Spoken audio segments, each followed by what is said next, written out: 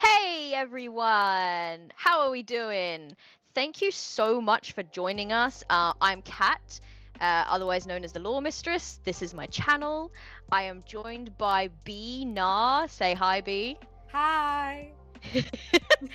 We're here to talk about this incredible TTRPG charity Streamathon that we have been organizing for the last month or so.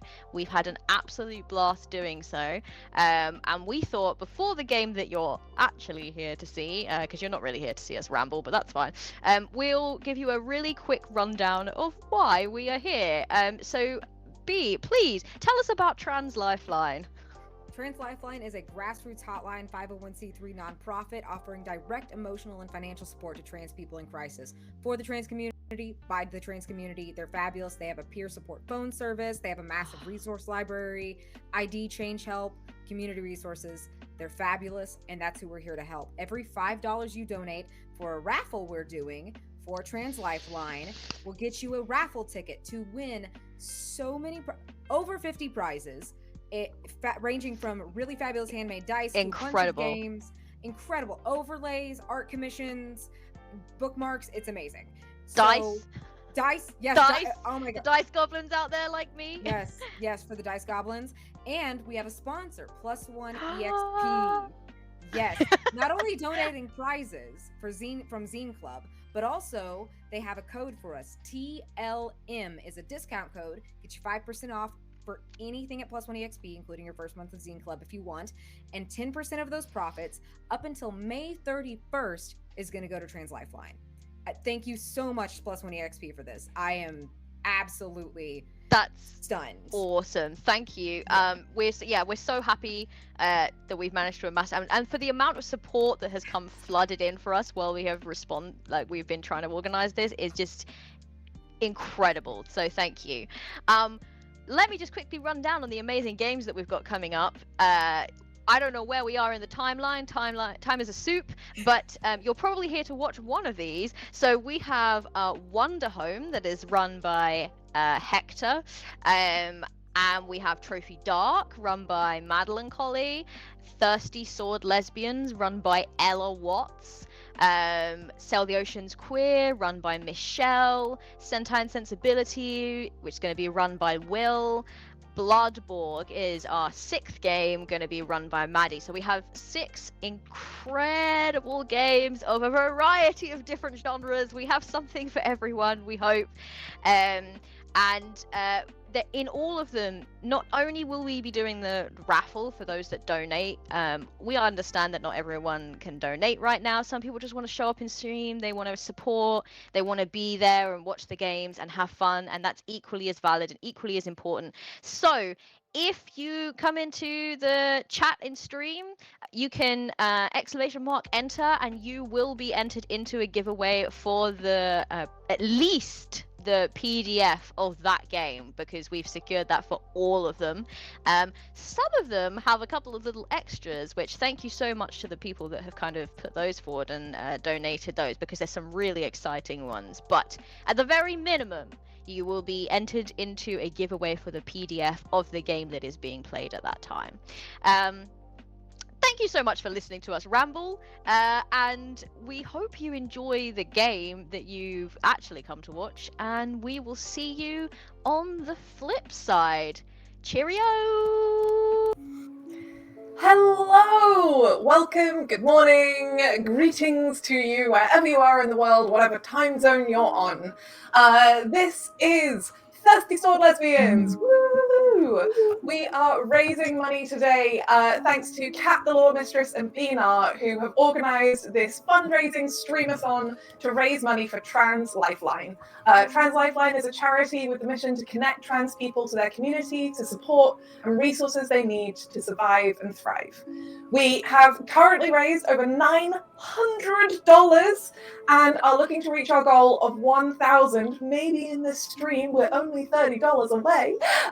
Donation details can be found in the chat, and we are running a raffle as well. For every $5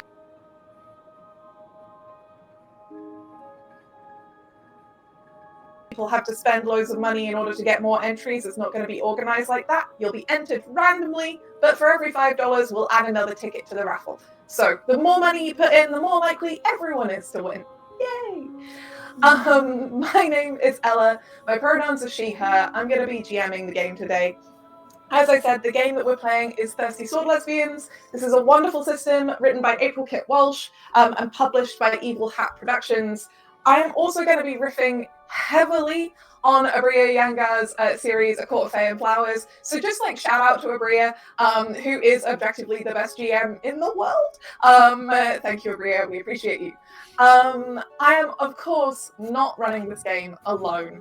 I am joined by a group of incredible players. So I would like you all please to introduce yourselves with your real name and pronouns, as well as your character's name and your character's pronouns.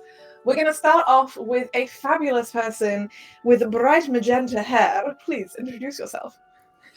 Hello, my name is Ren, pronouns they, them, and today I'm playing Selena of the Court of the Twilight Sea, pronouns she, her. And this is important, thank you for adding it. We are all playing, fairies in a big midsummer festival, which means, of course, we belong to fairy courts. And each of these courts represents different ideals, different ideas. And maybe there's going to be a little bit of courtly politics, because, hey, listen, that's fun. All right, next up, I would love an introduction from the person wearing pink with long, long hair. Me? Mm-hmm. Okay. Hello, my name's Honey. I'm an illustrator. I love drawing fairies, so I'm really excited to be playing as one. This is my first time ever playing D&D that isn't Baldur's Gate. And my character's name is also Honey because why try to fix perfection? And she's from the House of Misrule and she's ready to create chaos. Yeah, that's what we love. Next up, the person wearing a kind of flowery purple and white kind of top with curly hair, please. Me? Yeah. Hi, my name is Naomi. I use she, her pronouns, and I'll be playing Vesperis of the Court of Starlight. I'm also super excited to be here. I have not played this system before, so I'm super ready to go. Yeah. And last but not least, the person wearing crescent moon earrings that all of us adore. Please introduce yourself. I believe that is me. My name is Ines. I use they, them pronouns, and I'll be playing Annabella Lovelace from the Court of Cogs. Yes, excellent. So before we dive in, we've just got a little bit of admin to let you all know about. First of all, just so you know, we are using safety tools. We always use lines and veils when we play, and players and the audience are encouraged to step away from the table to protect your headspace when necessary. This is supposed to be fun. And the great thing about these streams is they'll be available to watch later. So if you need to step out and you miss something and you want to come back and check in on it, you'll be able to watch back if you want to. We will have a break on the stream about halfway through, so in about an hour and a half, 90 minutes in. And this Streamathon is actually sponsored, which is wild, by +1 XP. Details can be found in the chat, but they are the ones who've donated prizes to the raffle. They're offering 5% off for any purchase made with the code TLM, that's T for Tango, L for Lima, M for Mango, with 10% of the profits of those orders going to Trans Lifeline. We're, as I mentioned before, also running a giveaway. So like I said before, you don't have to pay to get in. This is quite an important detail for like terms of service stuff. You type !enter to be in with a chance to win. And what we're offering is basically a copy of all of the games that we're playing across this entire Streamathon. So you could get your very own PDF copy of Thirsty Sword Lesbians, for example. You could get a copy of Sail the Oceans Queer, which is coming up next. Or you could get a copy of Trophy Dark, which was played last night, as well as a limited Kickstarter set of Trophy Dark, Gold, and Loom, donated by Michael Van Vliet, which is just wild. Some very exclusive merch. So that's all of our admin. Now we are going to get ready to begin. So. Oh, yeah, sure. The gremlins have already started. The gremlins are under the first. Suspense. really low, so hopefully it will be heard and not echoed now. I am waiting for Princess again to give me the go-ahead. Hello, my name is Eller. I talk a lot. Let's see. There we go. Okay. Also, thank you, B, for letting us know. We are at $985. We are just $15 away from our $1,000 goal to raise money for Trans Lifeline, which is incredible. An amazing way to start this stream. So, fairies work on a timeline that is quite different to those of mortals. Some fae live uncounted eons before they ever come to this festival. Some fae come here every mortal year. Each fairy and each fairy court decides what they want to do and how often they want to attend. But once every, let's call it a cycle for simplicity's sake, there is a massive midsummer festival. Now, this is a fairy festival, which means that it is the size of a continent and full of magic, with every pleasure and hedonistic joy you can imagine. For 1 week, all of the fairies of all of the courts can interact with each other in a way that they don't get to do the rest of the year, because it is understood at the midsummer festival, you know, what happens here stays here. You can hook up with whoever you want, you can make alliances, you can share secrets, you can give gifts, you can see people from your rival courts that you would never normally get to see. You can even play with them, drink with them, sleep with them if you want to. At this festival, there is a joyous chaos, as well as, of course, an undercurrent of what things people are going to remember in the coming cycle. What in the coming centuries and decades and millennia people are going to be acting on, remembering, like a certain kiss, a little sweet night together, a secret that was learned, a treasure that was given.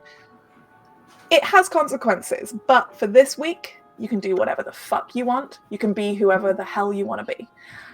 So, where do we find each of our fairies at the beginning of this festival? You've arrived. You're in this continent-sized forest. It's strung about with flowers that glow like neon blue and purple and fireflies in a rainbow of colors. Everything smells sweet and heady like roses and honeysuckle. Even the air tastes full of sugar and spice. And wherever you go, there are people singing and playing and dancing, challenging each other, daring each other, climbing things, fighting, having fun in the raucous, chaotic way that fairies do. I'm going to start with Selena. What are you doing? Oh, that's me. Forgot who I was for a second. I think Selena at this point, I think is currently at the edge of what would be an open clearing. She's holding a cup that is in fact a honey cup, flower. It has some kind of miasmic sort of liquid inside of it, and she's watching a butterfly drift past that has a little tea cake on the back of it, and she's just trying to get got it. And I think she is taking a moment to herself, knowing that she's never quite fully alone, but also trying to keep enough of a presence that people know she is there and that unwanted eyes don't see her. Could you please describe Selena for us?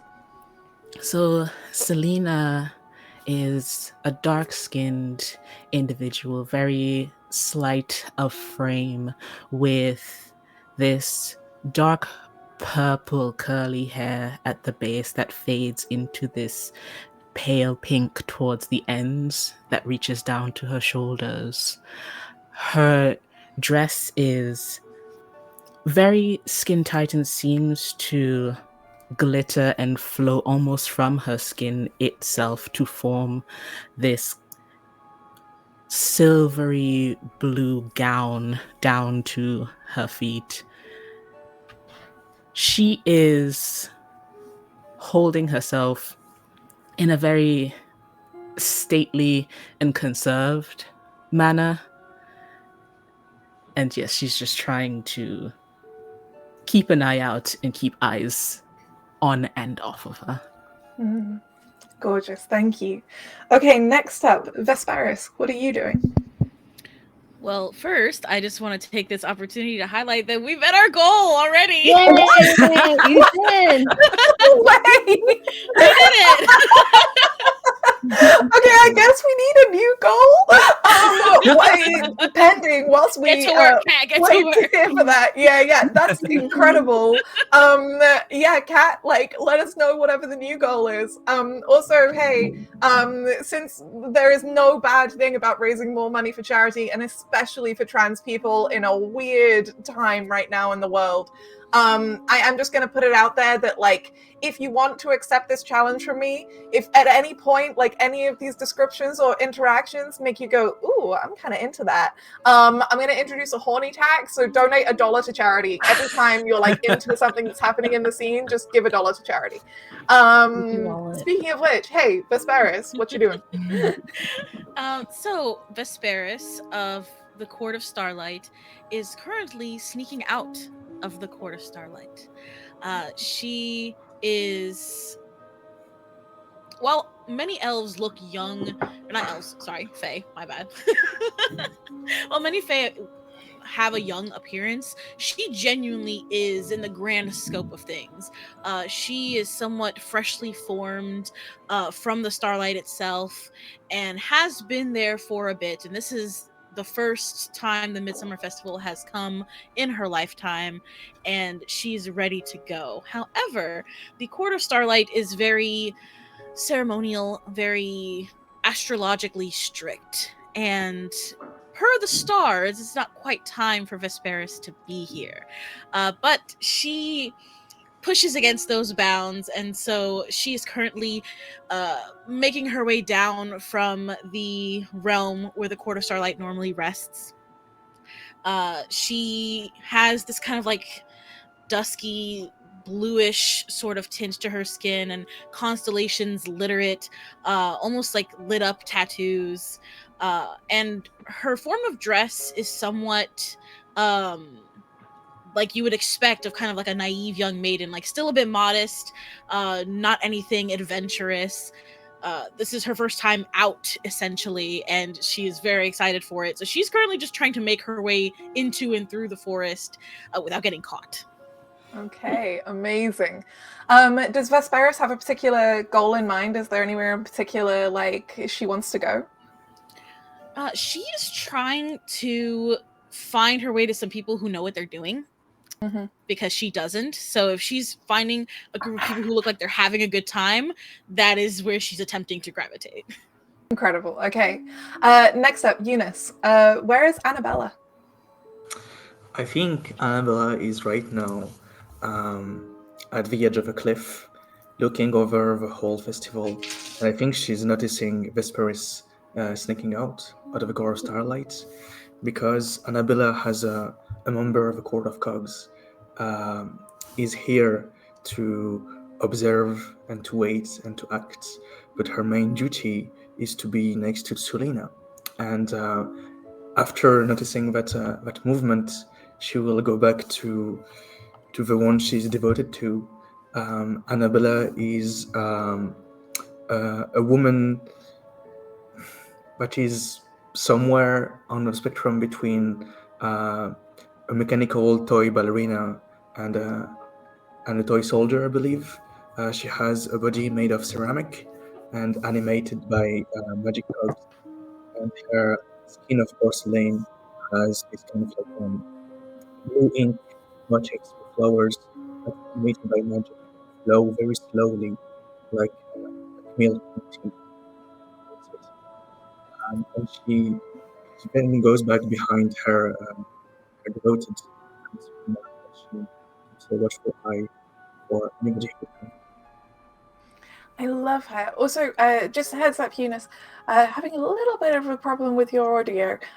So if you can just make sure to speak loudly for us, that would be good. Thank you. All right. I'm so sorry. You have such a beautiful, softly spoken voice, but unfortunately, I think Twitch is kind of eating it a little bit. Okay, so Annabella is kind of off on a cliff, but knows that she needs to return to her devoted soon. Her assignment, Selena. Last but certainly not least, Honey, what you doing? Can I ask a question first? Mm-hmm. Okay, so this is like an event, right? Like everyone's like a party. Yeah. Okay, so Honey arrives to the party. She's been planning this for like 3 months.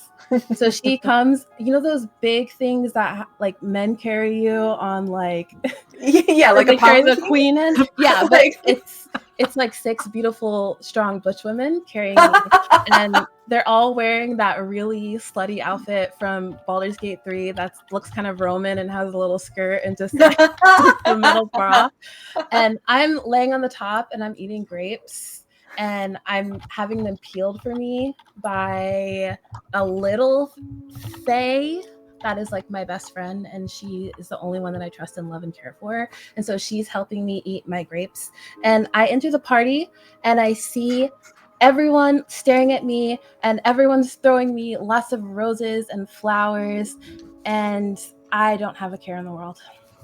Okay, that is incredible. There is one thing I need to know. Okay. What is the name of your little fae, the only person you trust and care for in the world? Peach. Peach. Amazing. Okay. Not because of a Princess Peach amiibo right in front of me. Not Honey and Peach. That is so. Wait, you're right. That's so cute. Oh yeah, you go together so well. Okay, I love. Okay. I forgot how to do that. I love all of this. So give us a moment whilst we wrestle with another tech gremlin. It seems like when you introduce fairies to technology, then like just chaos happens, which honestly we should have expected. This always happens with 21st century technology. But yeah, like I'm already very excited to kind of see what happens with all of these characters. Is that good? Oh my gosh, we're already at $10.25. Goodness gracious me. Okay. I think I forgot we have a new goal now of $1,500, and we are already up to $10.25. So, like across the course of the stream, we've already raised $50. We've been playing for 20 minutes. That is wild. Okay. So, all of you in your different places, as you know, Selena is trying not to be seen, as Vesparis is sneaking out into the dark of the woods towards wherever you think there might be fun and interesting adventures to be had, as Annabella is kind of musing in a moment of privacy before returning to her duties, as Honey is living it up as the center of attention. All of you see a little pixie appear right next to you. Now, pixies are a kind of fairy. They are like about like a couple centimeters, like about an inch tall. Each of these pixies is dressed in essentially a burlesque outfit. They're very, very curvy with like big round boobs, like perfect little butts. And they are like the bodacious pixies. And they've all got like kind of like thick, like kinky hair. And are like various shades of like bright pink and glittering with like kind of iridescent glitter. And each one appears to you and gives each of you the same message, which is, it's time, you've been summoned for the 9-legged race.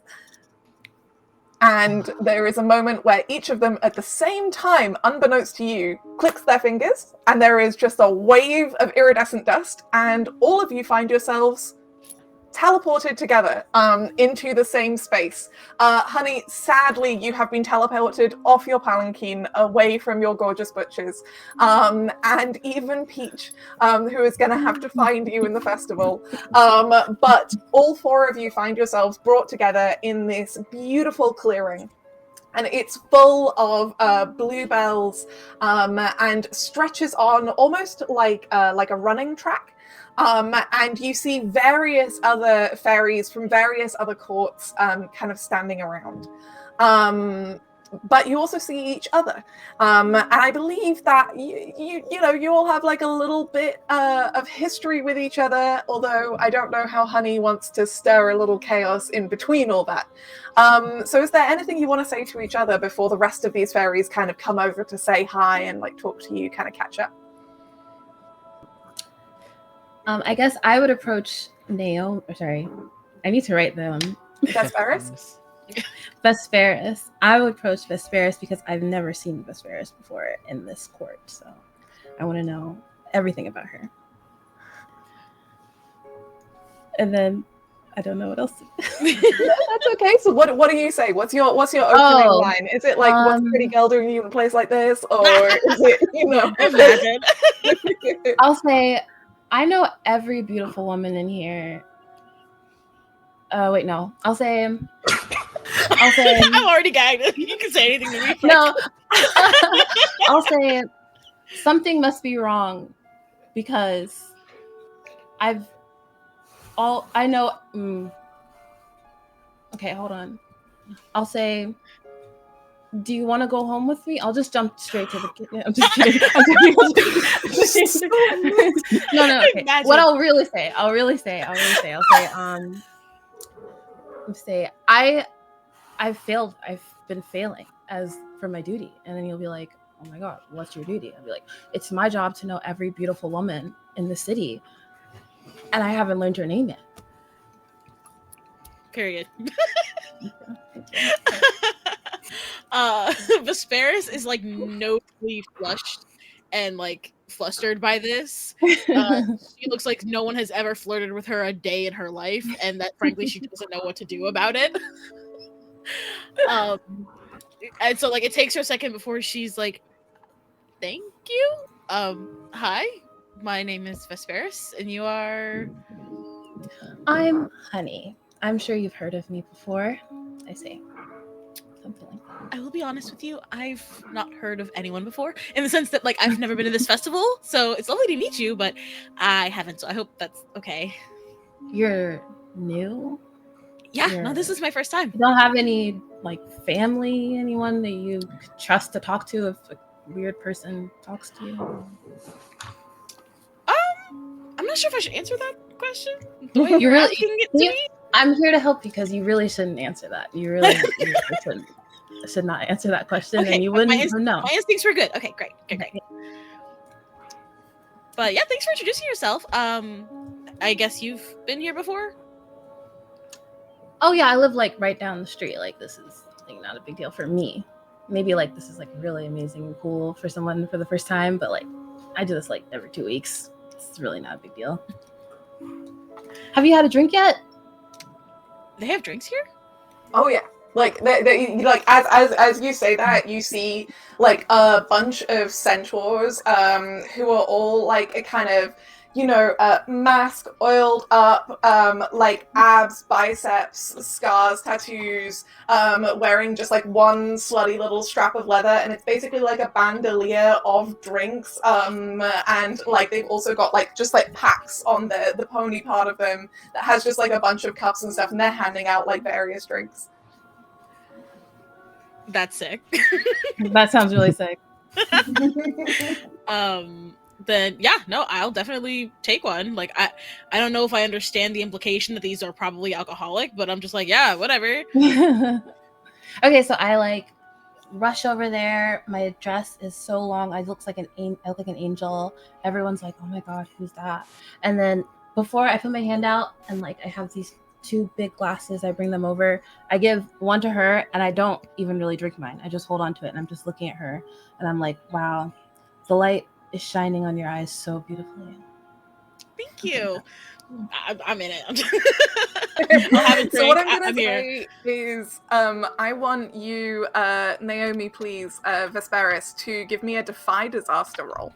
And we're going to already say that this is a what do I think? I think that this is probably a daring roll.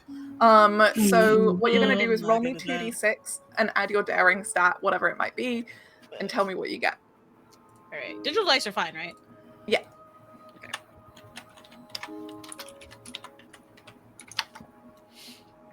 Yeah, for anyone who doesn't know out there, you can just Google roll X dice and it'll roll it for you. So if you need digital dice on emergency, then it's there. I got a 5. No, wait. Oh, a 6. Okay, so that is a mixed success. So in TSL, 5 to 7 is a mixed. Wait, no, that's not true. 6 is a failure. I'm great at maths. Yeah, 6 is a failure. It's 7 to 9 is a. Hang on. Yeah, 7 to 9 is a mixed success. 10 plus is a total success, and anything lower than 7 is a failure. So, yeah, here's what happens. You, Vesparis, you pick up one of these drinks. And when you do, the centaur who gives it to you, he's got this kind of like, he's very kind of got this like Hispanic, kind of like handsome, like thick black beard, like tight curly hair. And he kind of raises his eyebrows a little as you pick it up, and you just down it. And it is this thick, iridescent liquid silver kind of substance. And as you down it, all of the constellations on your skin like suddenly like glow, like flare very brightly. And you feel this moment where like you feel like you like tumble backwards into like the moon, and you're just like floating on stars for a second. And when you kind of come back, it's been like, ooh, easy 10 minutes. And you've just been tripping. Sick. Meanwhile, Annabella and Selene, you have been kind of randomly teleported back together. How does that work? How do you interact with each other, Annabella, having been pulled out of your reverie?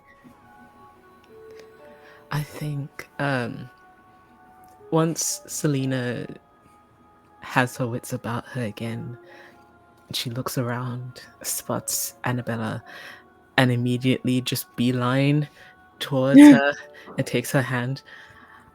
There you are. I hope you've been enjoying your time here at the festival.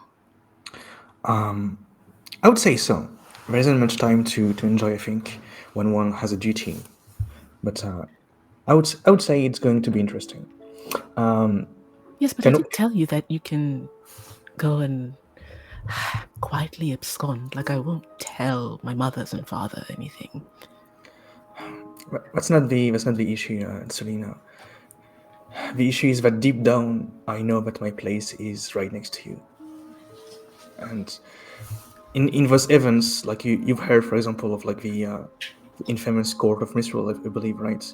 Like yes, I've heard of it occasionally, just sometimes. Things, yes. They can be quite mischievous during those times, so I'd like to keep an eye on you. For example, if you want a drink, I'd be happy to take a sip before, and then you can drink it if you want. That is very kind of you, Annabella. Yes. It's not entirely necessary. I'm certain that the things that happen here, if the Court of Misrule were to do something untoward, then it wouldn't be so devastatingly unrecoverable. As I'm saying the words, I don't believe them. But yeah, no, as you're saying that, in the background, Vesparis is just kind of like floating off the ground. This is in the period where Vesparis is not conscious of what she's doing. She's floating off the ground and like just slowly somersaulting backwards like an astronaut, whilst just like glowing really bright, and her eyes are just like moon bright, and her hair is kind of like lifting like Super Saiyan style, and she's just kind of like just having a time. I just love the visual of like as Selena is saying this to you just behind her, unawares you're looking past her shoulder and seeing this. And I'm just sitting there like, oh, okay, cool, yeah, definitely her first time here. I don't think it would be that bad. I mean, as long as it's out of sight of Honey in particular, then honestly it would be fine. Well, I had to save Honey from her own chaos one time, and you know what? You're right. This is a time for leisure and pleasure, so you're right. You can relax, and I'll be vigilant. I'll be here to keep an eye. As you make that decision, one of the centaurs blows this massive, like, beautiful horn covered in like silver and engravings, like, and you see all of the different fairy groups lining up, and various like of those little pixies are kind of appearing in like a little cloud of glitter dust and then disappearing again. And they are one of them like shows up to you and clicks her fingers, and all four of you find that your legs get tied together, because this is like a three-legged race, but with 4 people instead of 2. And so in the middle, we have got Vesperis and Selena. And then on the outside, on either side, next to Vesperis is Honey, tied now to Vesperis's ankle. And next to Selena is Annabella, who is tied to Selena's ankle. So you are all like attached together.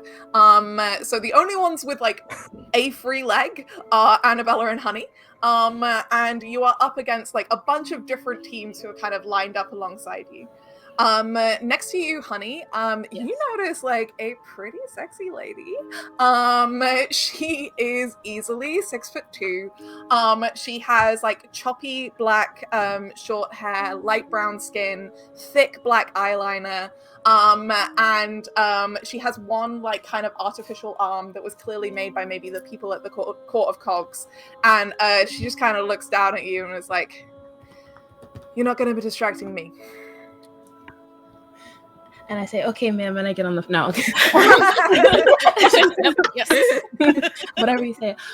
Okay, so should I like roll here, or do I just say what I want to say? If you want to distract her, you could roll to entice, to see if you can, like, because obviously this is a race. Your team is up against the other team. She's on another team. So if you want to be real sexy and entice her into losing, you could give me a roll.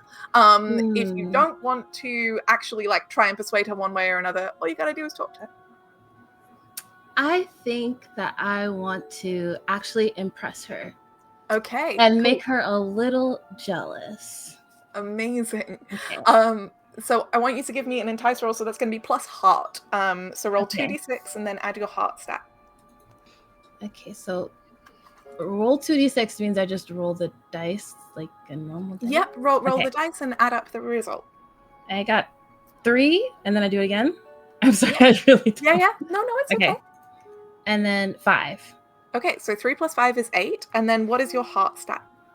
My heart stat, I don't think I put any. Oh, I have a -1. Oh no, so it's 8 minus 1, so it's a 7. So luckily that still puts you on a mixed success. So you are going to impress her. But on a 7 to 9, you get a string on them. So you can write down that you have a string on Ambika. Her name is spelled, I'll put it in the chat for you, but it's Ambika. So you get a string on her that you can spend however you want. And normally, you get a string on them unless they decide instead to choose get flustered and awkward, promise something they think you want, or give in to desire. I don't think she's going to do any of those things, but I think like you kind of like have this interaction where she's like, yeah, no, like as if I'm going to get distracted by a member of the Court of Misrule.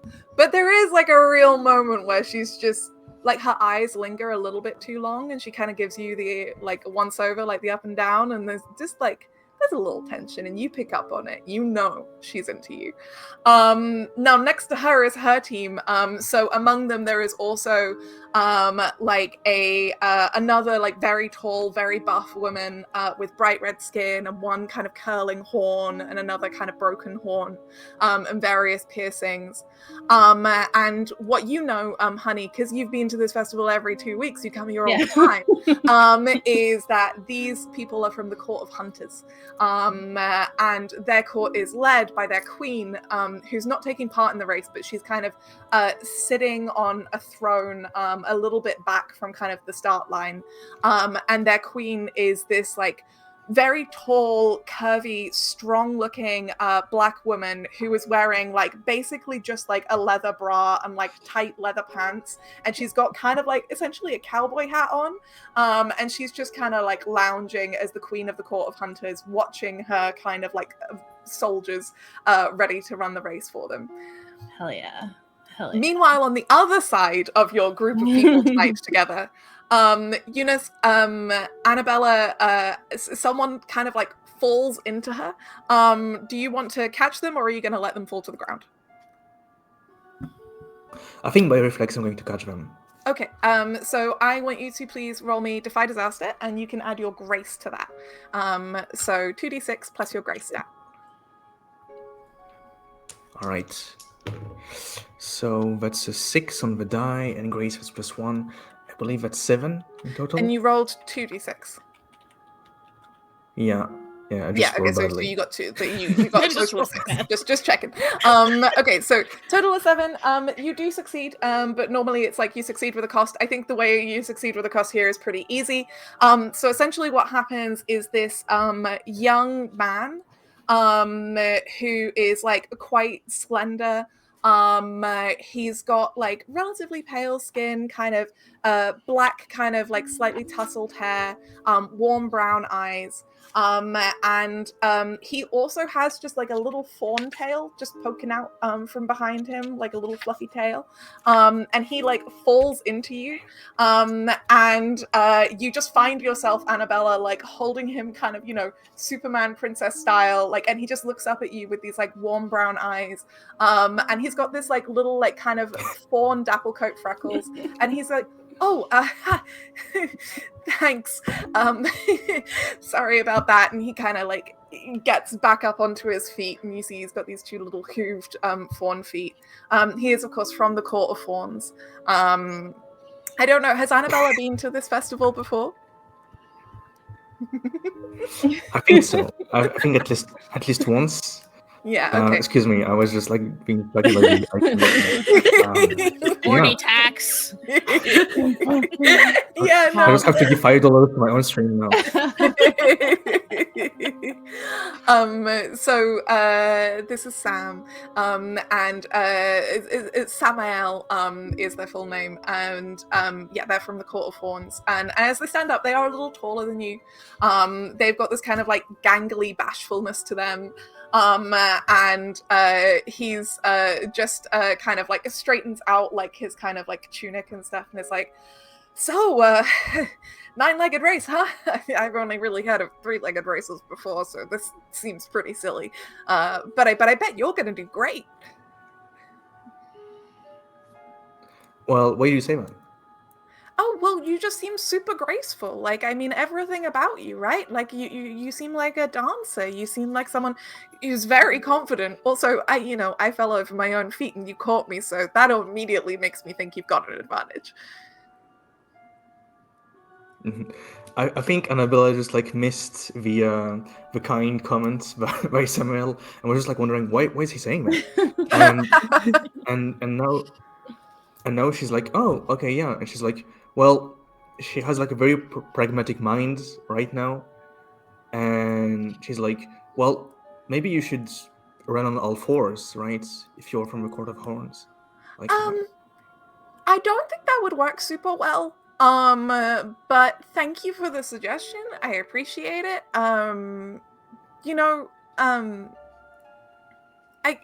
You seem really kind.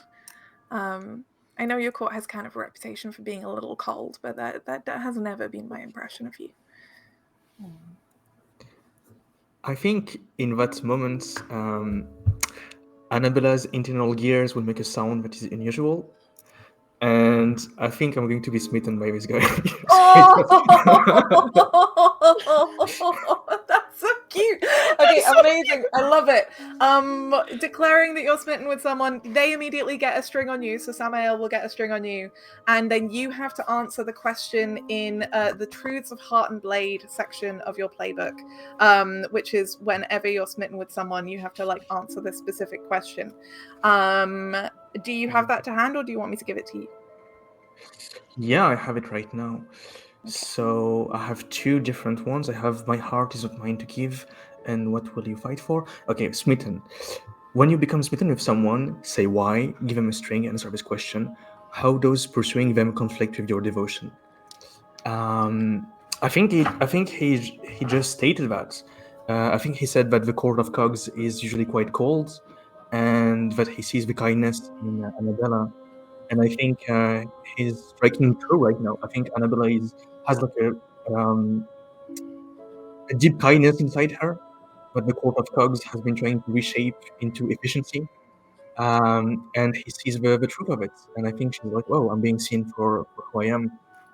Like, that's That striking. kills me. I love it. I love it. I love it. Also behind Samael, you can see the prince of the court of thorns, who is a man with kind of like medium brown skin, black hair, again quite slender.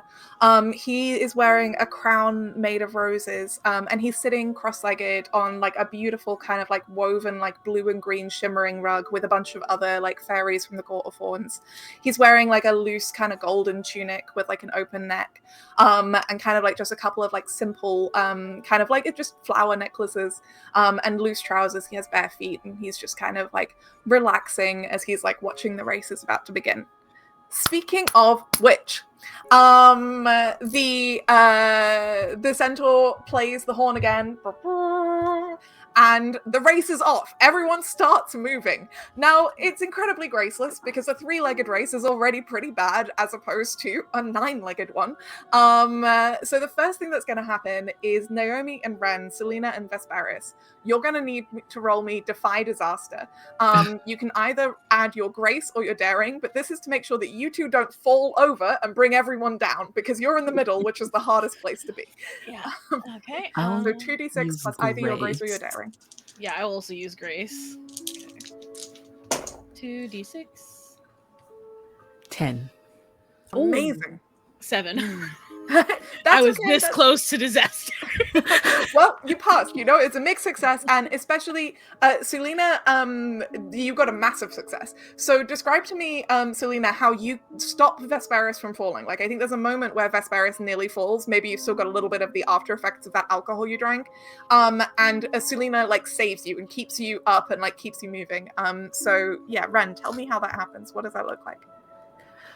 I think before the horn started, Selena had been kind of slightly watching what was happening with the fawn and Annabella.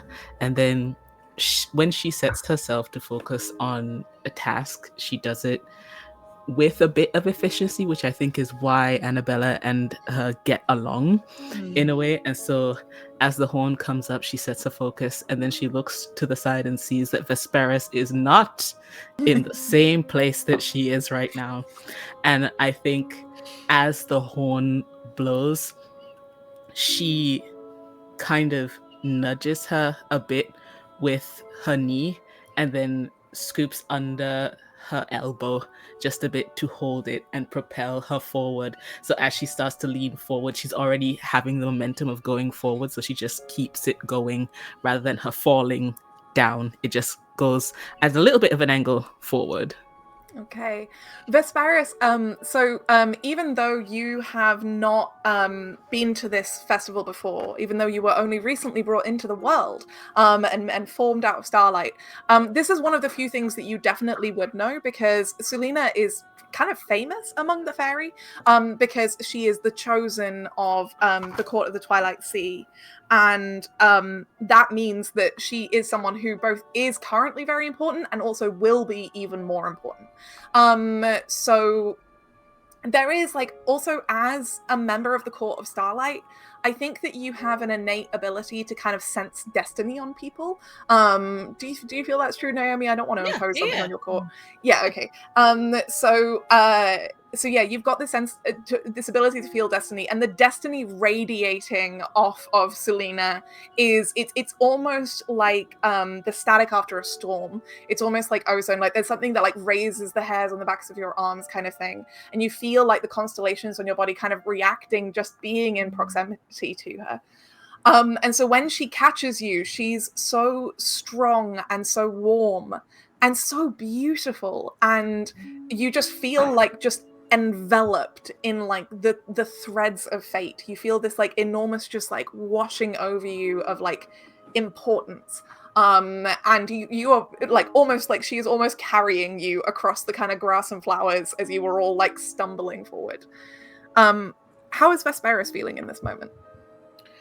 I would say that it kind of feels like an expanded moment for a second, like a pause in time, like a breath in time, as all of this information like filters into my brain.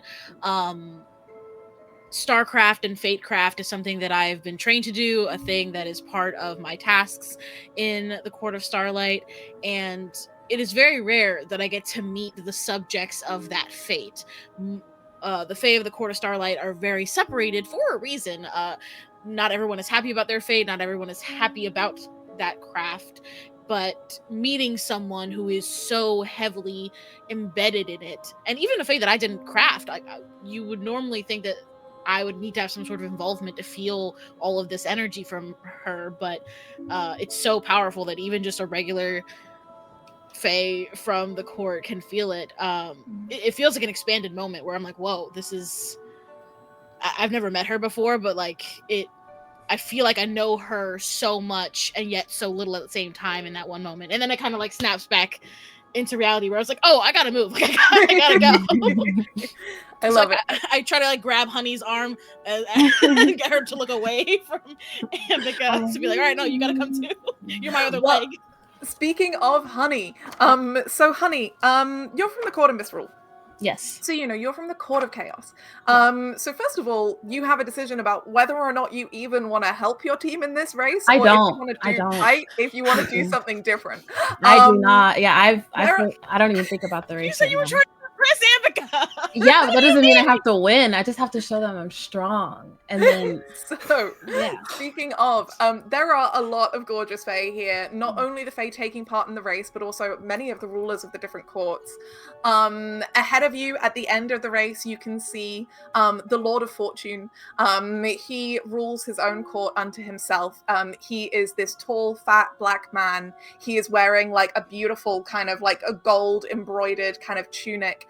He has these like gorgeous kind of dreads and various kind of like earrings that are like gold and pearl, and is wearing like a pearl necklace, and he shines like the sun. Like there is just always this radiance around him, and he is grinning as he's watching you all kind of like stumbling towards him, because whoever wins will receive the blessing of fortune from him.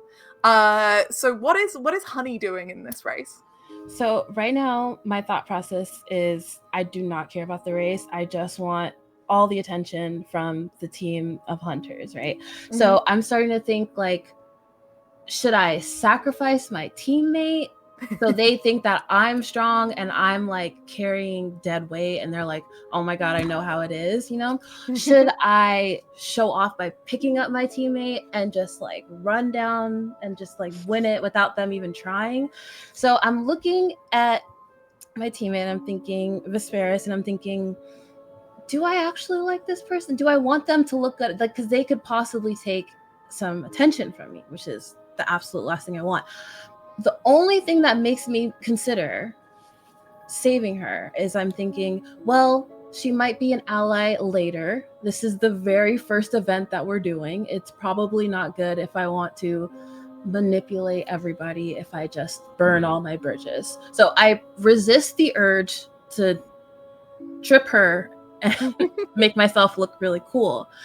Instead, I want to pick her up and put her on my shoulder and cheat in the race and win. Okay, that is incredible. So what we're gonna say is this is gonna be Defy Disaster, and it's gonna be daring. So you're gonna roll 2d6, add up the total, and then add your daring stat to it, please, and tell me what you get. I'll roll 2d6. Okay, 6. And 5. Okay, so that's amazing. That's 11 already. And what is your daring stat? So I have a +1. I have 2 daring. +2 to daring. Okay, so that is a 13. So that is a total incredible success. So here's what happens. Honey, you do exactly what you want to do. And you do it even better, and you look even cooler and hotter than you could have imagined you would.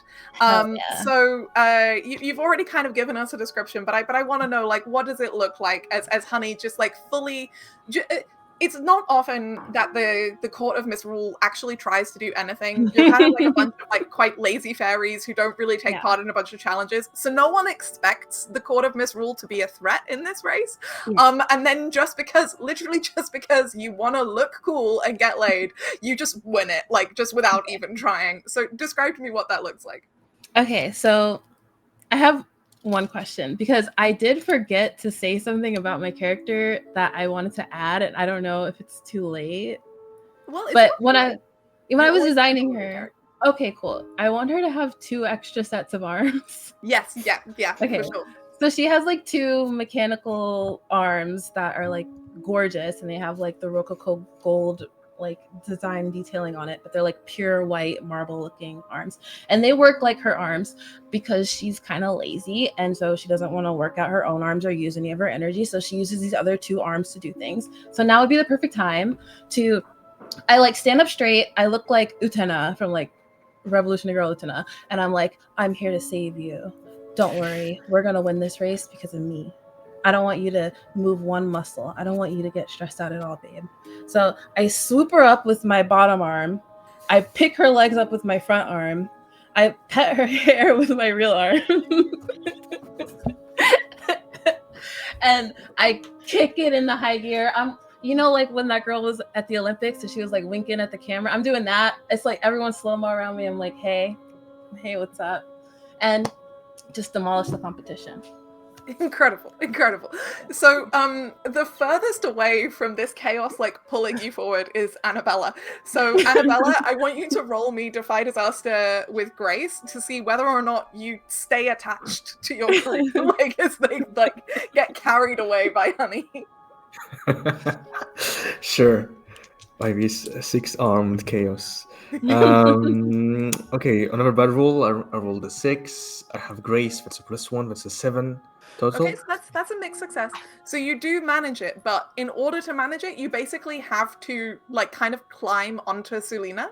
So like the only way you're not gonna lose, because you will lose if you get unattached, because that would disqualify you. So in order to not get unattached, you basically have to like put yourself into Sulina's arms.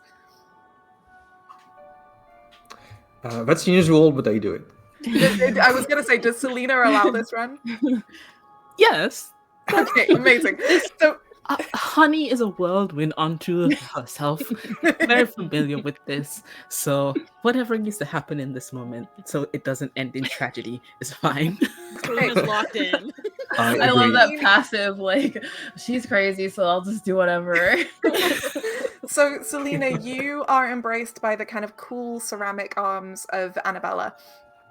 As she kind of like deftly like a ballerina like leaps into your arms so that she isn't like pulled away. And meanwhile, Vesperis, you are being held by Honey, who turns out is like way stronger than she looks.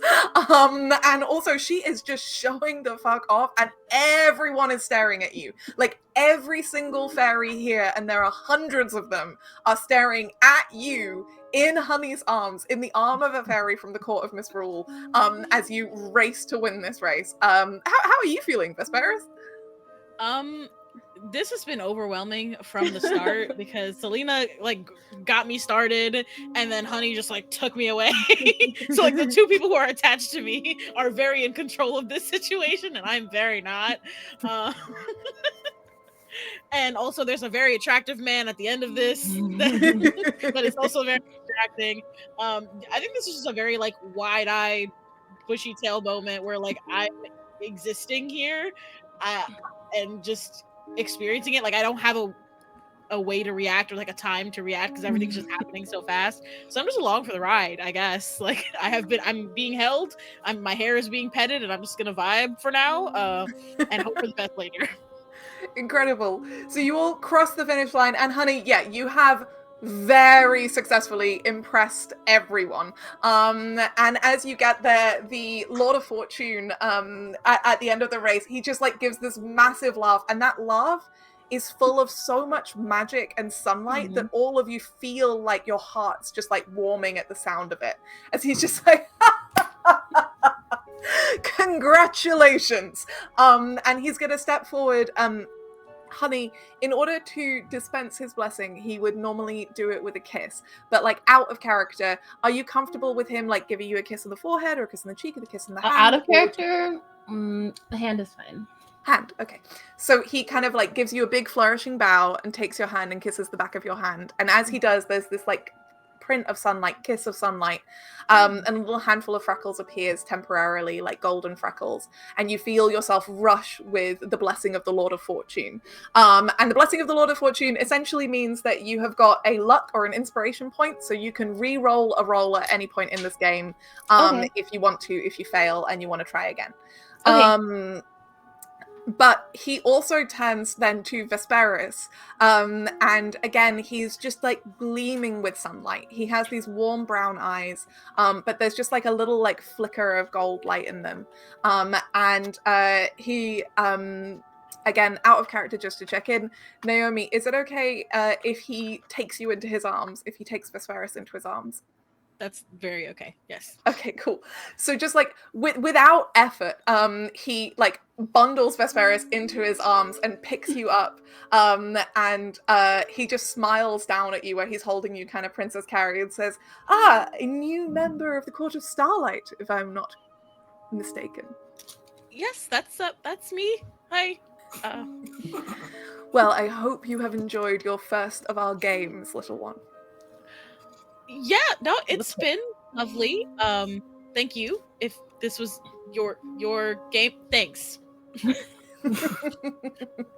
Go, enjoy the festival. And as he says it, he throws you up in the air, and you feel sunlight weave around your shoulders and your back, and suddenly wings made of golden light appear from your back and allow you to like fly over the field before you can settle down when you want to, with another of his blessings. Do I keep these? I just have wings now? You may have them for as long as you wish. That's sick. Okay. Hell yeah. Thank you. That's really cool.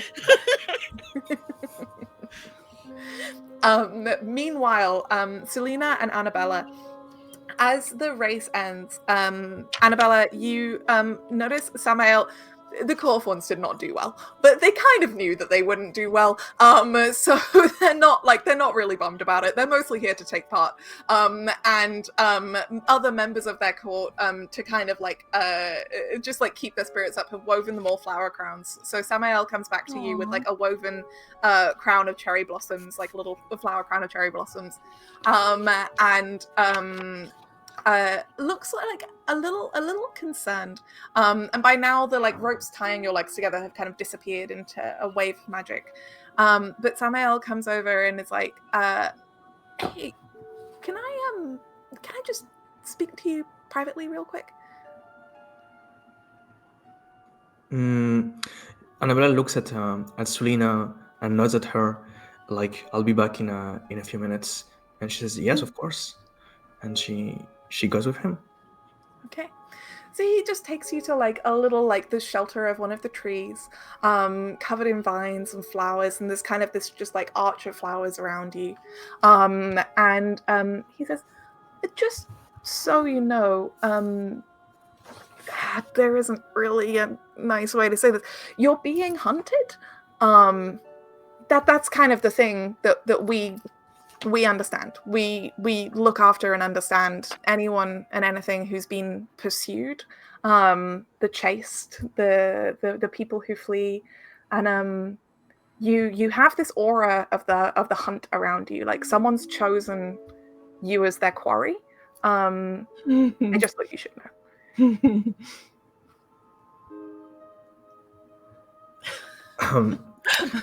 Annabella processes that.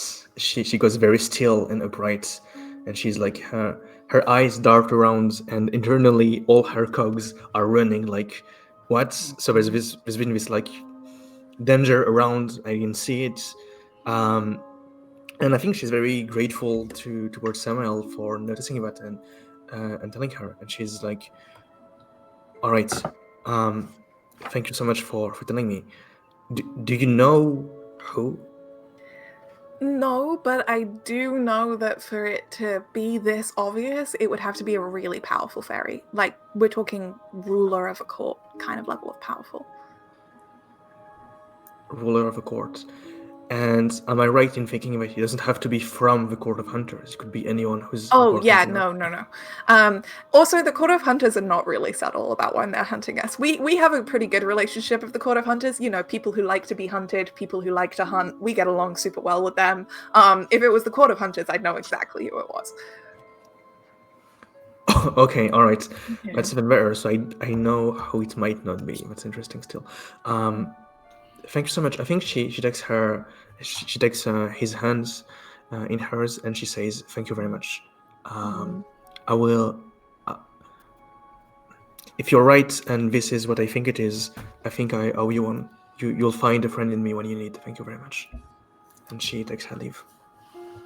He just kind of like blushes a little bit, and it looks like he kind of opens his mouth to say something like, and he like, you know, from the audience perspective, we see him like reaching out, but Annabella's already gone. Okay, back in the field, two things happen. First of all, Amberka strides over to you, honey, and basically does the full-on like anime, like just like presses you against a tree with her arm over your head, and it's like, I want you now.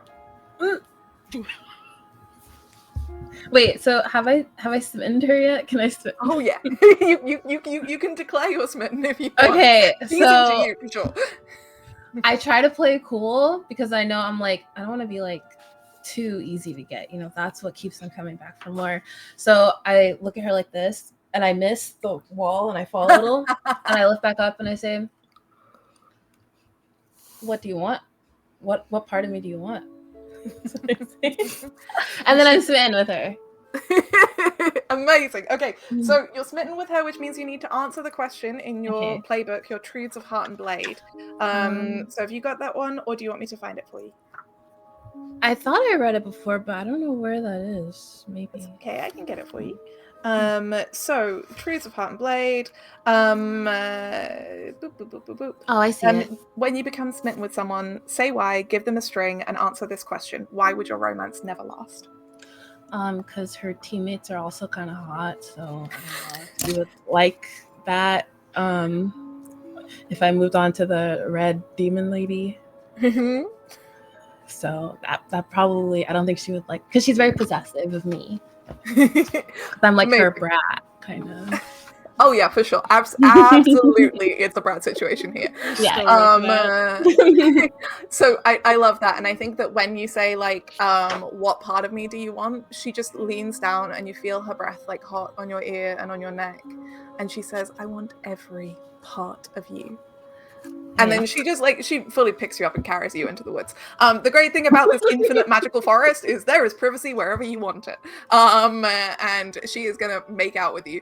But finally, for this scene, Selena, a fairy is walking to you across the crowd. This fairy is not one of the people who was in the race. First of all, she's way more fucking important. You can feel the power like radiating off her even when she's like a few meters away. She has long kind of caramel hair, dark brown skin, and she's kind of tall, slender, very feminine. She is wearing essentially like a sort of white lacy brassiere, and she has these like wings, like kind of feathery angel wings, kind of drifting behind her that are like laced with gold.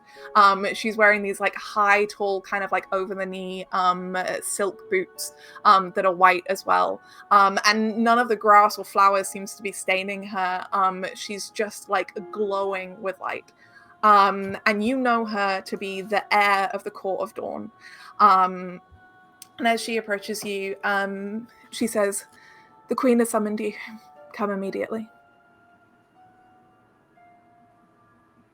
She takes a moment to glance in the direction that Annabella just went off to. Sure she'll find me. Certainly. Do you have any idea why she might need to see me so immediately? And she kind of glances around the gathered crowd. There's a lot of fairies here, like from a lot of different courts, and like light kind of glances with her, like sunlight kind of scattering over the group. She says, "I'm sorry, but it can't be explained. Not here in a crowd." Of course. Lead on then. And she gives you kind of a warm smile, and reaches out to take your hand. She'll take it. And as you do, there's this moment of like electricity, because the court of the Twilight Sea, right? Like you rule over that moment of possibility, the moment when the sun hits the ocean, the moment when the water glitters, the moment of twilight. And this woman, this fairy, she's from the Court of Dawn, which is a mirrored possibility, right? Like new beginnings, the start of something new, birth, creation. And as the two of you touch, and the two of you as quite senior members of your court touch, there is just this like frisson of power that goes backwards and forwards, like connecting a circuit. And you feel like just yourself like filling up with the power, and her like in mirroring and reception, like sharing that same power as she like leads you across the fields and towards where an archway made of like golden roses has appeared in the forest, leading to a bright golden light. I think Selena, because it's such an internal moment, I don't think she's really recognized this in herself that much. But to have someone meet her on this level of magical possibility is new to her. And I think for the most part, she prefers to not be very much noticed and made a spectacle of, but this doesn't feel like spectacle. It feels very intimate. And I think she's not quite smitten yet, but almost. Mm-hmm. Incredible. And so this woman, who you know to be Samara, the heir of the Court of Dawn, pulls you through this archway of golden light. And that is where we're going to take our break. So we're going to be gone for like 10-15 minutes, and then we'll be coming back in. And please, for those of you watching, remember to drink water, to take your meds, and also please to donate to Trans Lifeline. This is a fundraising stream. We are not only doing this because we're horny and gay, we're also doing it because we believe that trans rights are human rights.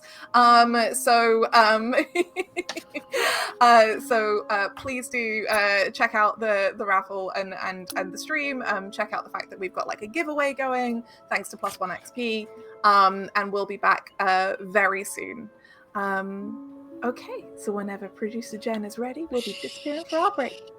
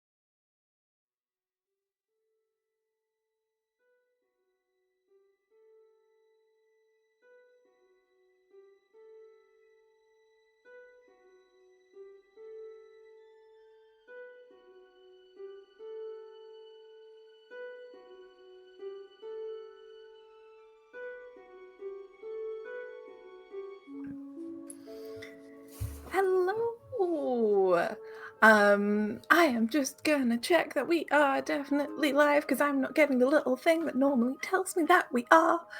Boop, boop, boop, boop, boop. Producer Jen, I'm sure will reassure me shortly. I mean, Yay! Hello, welcome back to our stream of Thirsty Sword Lesbians as part of this Streamathon organised by Kat the Law Mistress and Binar, raising money for Trans Lifeline. This is a real important cause that is important to all of us, so please do donate if you're able, and if you're not able to do so, that's okay. Please just spread the word and stand up for your trans friends in real life, however you're able, whenever you're able to. As part of this, we are being sponsored. This whole Streamathon is being sponsored by Plus One XP, and they are doing a raffle. They're giving away copies of all of the games that we're playing today. So there will be a copy of Thirsty Sword Lesbians as a PDF available. Also, Sail the Oceans Queer, which is coming up next. If you want to enter, all you have to do is just type !enter in the chat, and you'll be entered in there. There's no fee for entering, it's just a random draw, but also please do give money to the stream, which has massively exceeded its original goal of $200. We now have a new goal of $1,500 because we met our old goal of $1,000 like 10 minutes into this stream, and it just keeps getting better, and that's pretty wonderful. So please do donate as you can. We left our incredible fairies in the Midsummer Festival, having just won the 9-legged race and received the blessing of the Lord of Fortune as a result. And at the end of the race, some of our fairies had various kind of encounters and messages. For example, Annabella was told by Samael the Faun that she is being hunted by a powerful fairy, potentially the ruler of a court. We saw Sulina being summoned by Samara, the heir of the Court of Dawn, because the queen has something important to say to her. And Honey had just like a fun, good time with Ambika in the woods off screen somewhere, doing whatever they wanted to do. That's private for them. But they had a good time. Meanwhile, Vesperis got full-on wings from the Lord of Fortune, which she can keep or leave whenever she wants to. So we come back in now, and the next event, you've been informed by the Bodacious Pixies, is the hunt. This is a kind of a ritual play hunt, where organized, of course, by the Court of Hunters and the Court of Fawns, and your courts can decide to either be in the hunting team or in the hunted team, and you can either like hunt a particular quarry, i.e. another fairy, or you can try and like outwit them by escaping.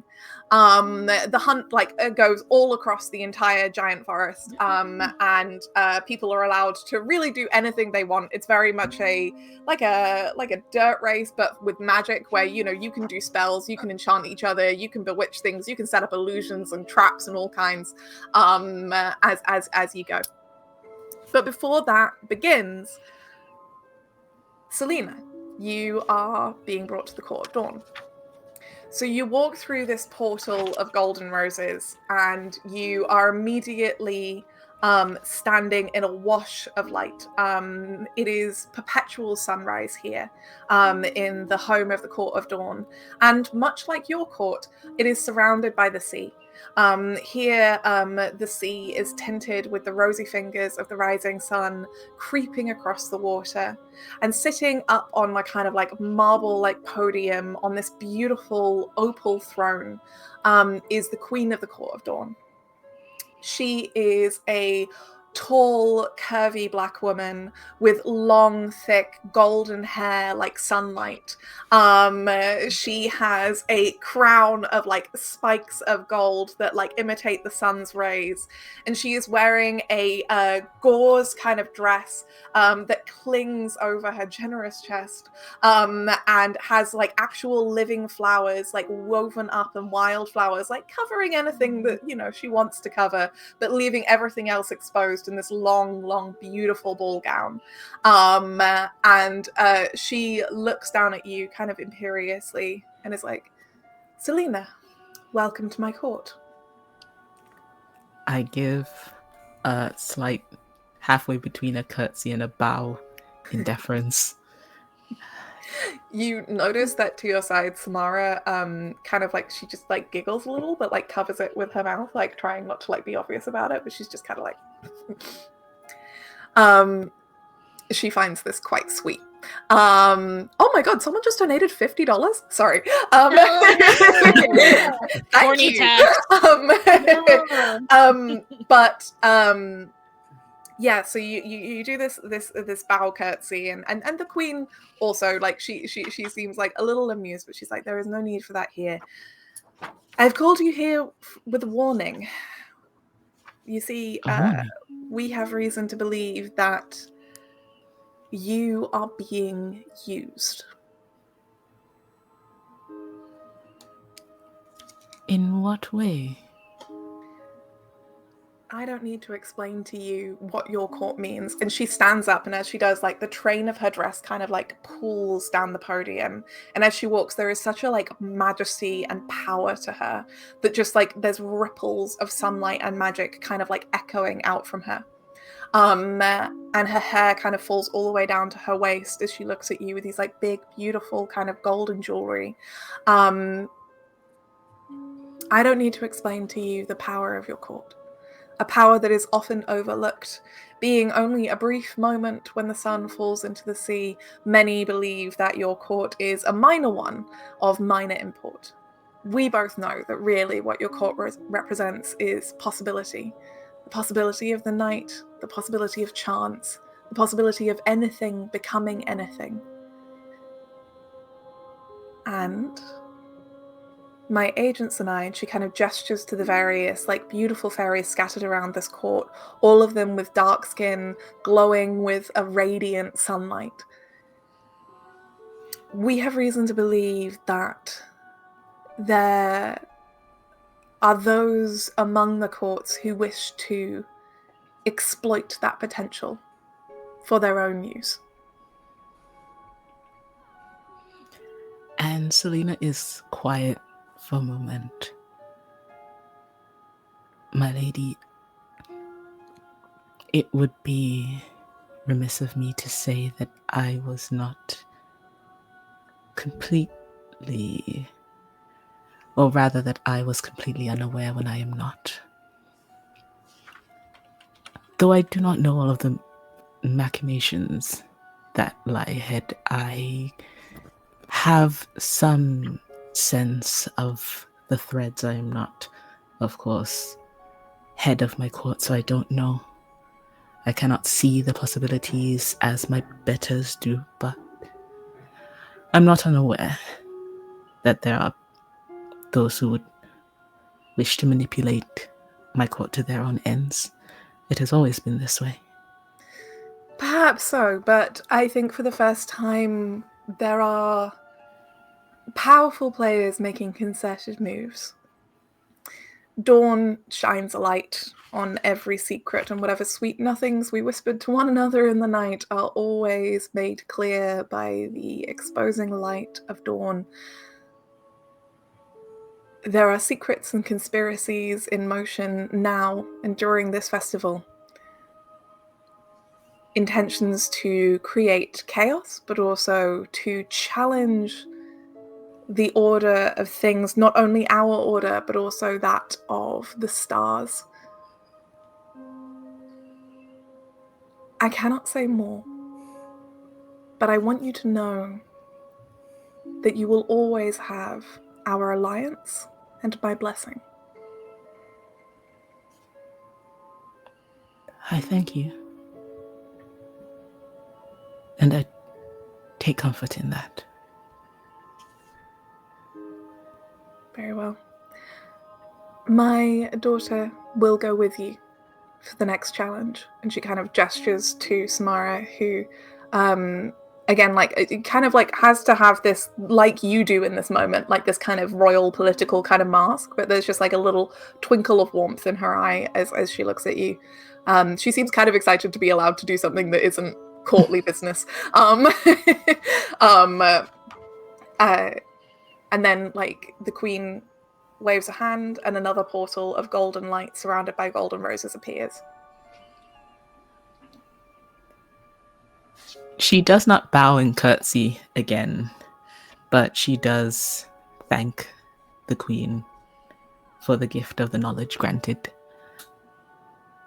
You're welcome, young one. And she kind of touches the side of your face. And as she does, you notice that there's this like golden light at her fingertips, and it leaves a warmth like the kiss of sunlight where she touched you. She touches it for a moment and then turns and tries not to blush. She walks towards the portal. Cool. Okay. You all arrive, honey, in whatever state you choose to be in, at the starting point for the next event, which is the hunt. So first of all, I want to know who is hunting and who is quarry. Who wants to be hunting and who wants to be quarry? Now, I'll say, like, you could all be hunting, you could all be quarry. It's not something that, like, it matters too much. But what team do you want to be on? Obviously, the Court of Hunters are going to be on the hunting team. I'm on the hunting team then. Okay, amazing. They're all getting ready and kind of like stretching, and it's fully like a little bit of a gym bro moment of like all of them being like, yeah, like as they're kind of getting ready for the quarry, for the hunt. And meanwhile, the quarry, the Court of Fawns, are getting ready to be quarry, and they like seem deceptively relaxed. They aren't doing like the full-on like stretches and showing off that everyone else is doing. They're just kind of grinning at each other, and occasionally like whispering into each other's ears, like laughing. But yeah, you can either go with the quarry or the hunt. Which would you like to be? We'll start with Naomi. Where is Vesperis going? Oh, that is a great question. I don't feel competent enough to be a hunter. Like, I don't think it's a thing I'm good at. So I think I will be quarry. But I would like to use a playbook move. Fuck yeah! To help if I can. Oh, Yeah. I have the move Wild Friend, so I can speak with animals and plants. And may influence them with strings. I don't have any currently, but that is a thing that could happen later. So I am not familiar with this area, so I'm kind of like vibing with the animals that are nearby, and I'm just like, hey, like, are there good places to hide? Or like, I've never done this before. Like, do you have good spots? I absolutely love this, and yeah, for sure, there are many kind of like, especially small birds, like very colorful small birds with like red and like green and blue iridescent plumage, which are kind of like giving you like a little bit of a layout of the woods that no one else could understand. And the trees themselves are kind of curving and suggesting that they'll like bend and move for you to kind of create copses for you and like confuse anyone who tries to follow you. And you're pretty confident that the forest is on your side. And the more you talk to the forest, the more you understand that the forest is generally on the side of the fawns, of the quarry. And as you're talking, you see a few of the other fawns kind of, one of them speaking to like butterflies, like a cloud of butterflies that's moving around their head. And another that's like kind of like sitting in the branches of a tree full of blossoms, and the blossoms are kind of like waving and rustling around them. They've got a few tricks up their sleeves, and so do you. Okay, Eunice, are you going hunt or quarry? Here's the logic. So Annabella knows that she's being hunted, and the issue is that she doesn't want to be a quarry because she thinks that logically people hunting her would be on the hunter's team and would be using that position to find a way to harm her and have a justification in doing so. So what she will do is go to the hunter's side with like a kind of like side quests of keeping an eye on if somebody hurts her. That's not normal because she's supposed to be on the one on their team, right? And she's kind of like also waiting to see where Sulina is going, just so she knows how she wants to handle this. But she will let Sulina decide how she wants to join, which group she wants to join. But she will behave differently if she's like with her in the hunters or with the quarry. Okay, cool. Speaking of, Selena, which team are you on? Selena is still walking with Samara. Mm-hmm. And I think Selena will actually ask Samara, we are often placed on opposites in the cosmos, and so I'm curious to know, are you of the hunter or the hunted?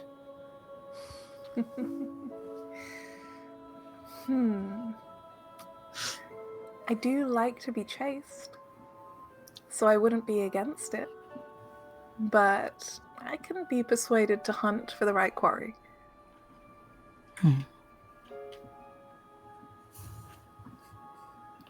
I think perhaps I might be in a hunting mood. And she kind of like she twinkles at you, like there's a real like dimple in her cheek as she smiles at you, and she just glitters with sunlight. Out of character, Ren, if it's okay, I think she's probably gonna kiss your cheek. Is that okay? Yes. Okay, so like in the moment, she just bounces forward, kisses your cheek, and you feel like an echo of her mother's power, like that kiss of sunlight. And then she turns, and her hair kind of like flickers, the ends like dissolving into light as she just disappears into the forest.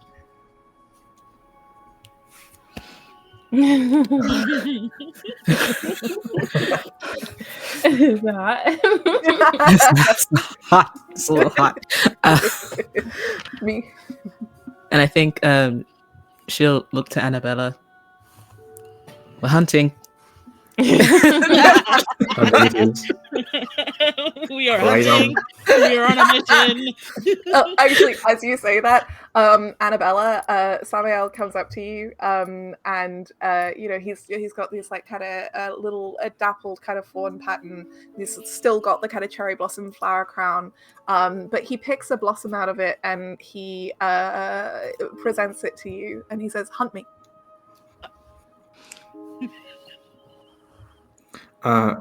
Annabella takes the flower and she leans to his ear and she says, "You know that you're not supposed to be hunted, right? Like your goal is to avoid me." And she's so confused because this guy keeps failing every game. And like as she does, they kind of giggle, and they say, and you know, you said that she'd leaned into their ear, so like they kind of lean back and whisper in Annabella's ear and say, "The goal of every game is not always to win, and I promise there'll be an interesting prize if you can find me alone."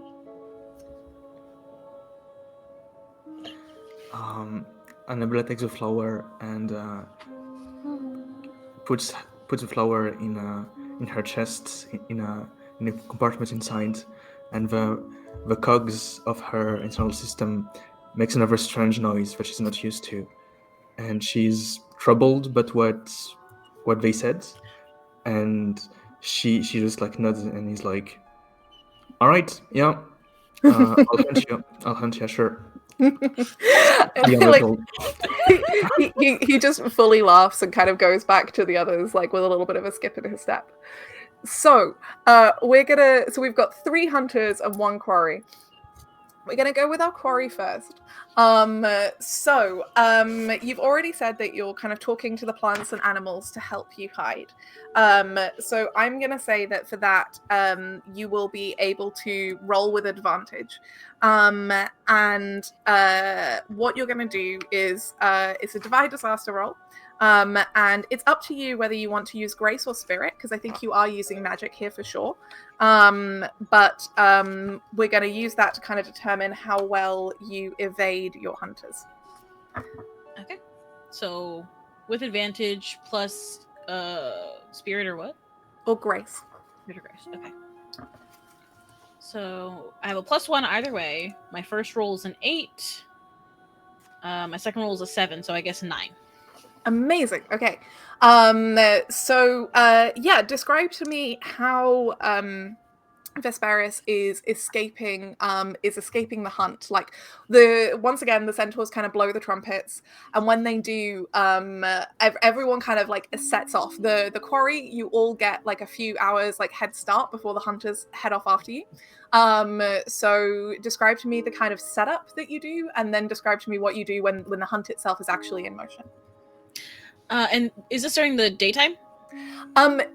The world of the Fae Forest is in this constant weird kind of twilight, so basically it's whatever time of day you want it to be. Time is passing very weirdly, so there might be like 1 hour of sunlight and 20 hours of night. There might be 20 hours of sunlight and 1 hour of night, like kind of depending.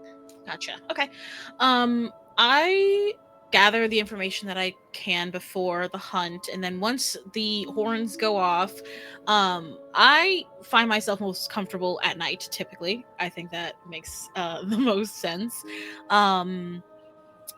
So I think I like the idea of that one person who was in the tree with the flowers kind of shielding them, so I think I'd try to like venture off and find a good like secluded tree area, but kind of climb up near the top, near where the sky is, so hopefully my constellations aren't too noticeable.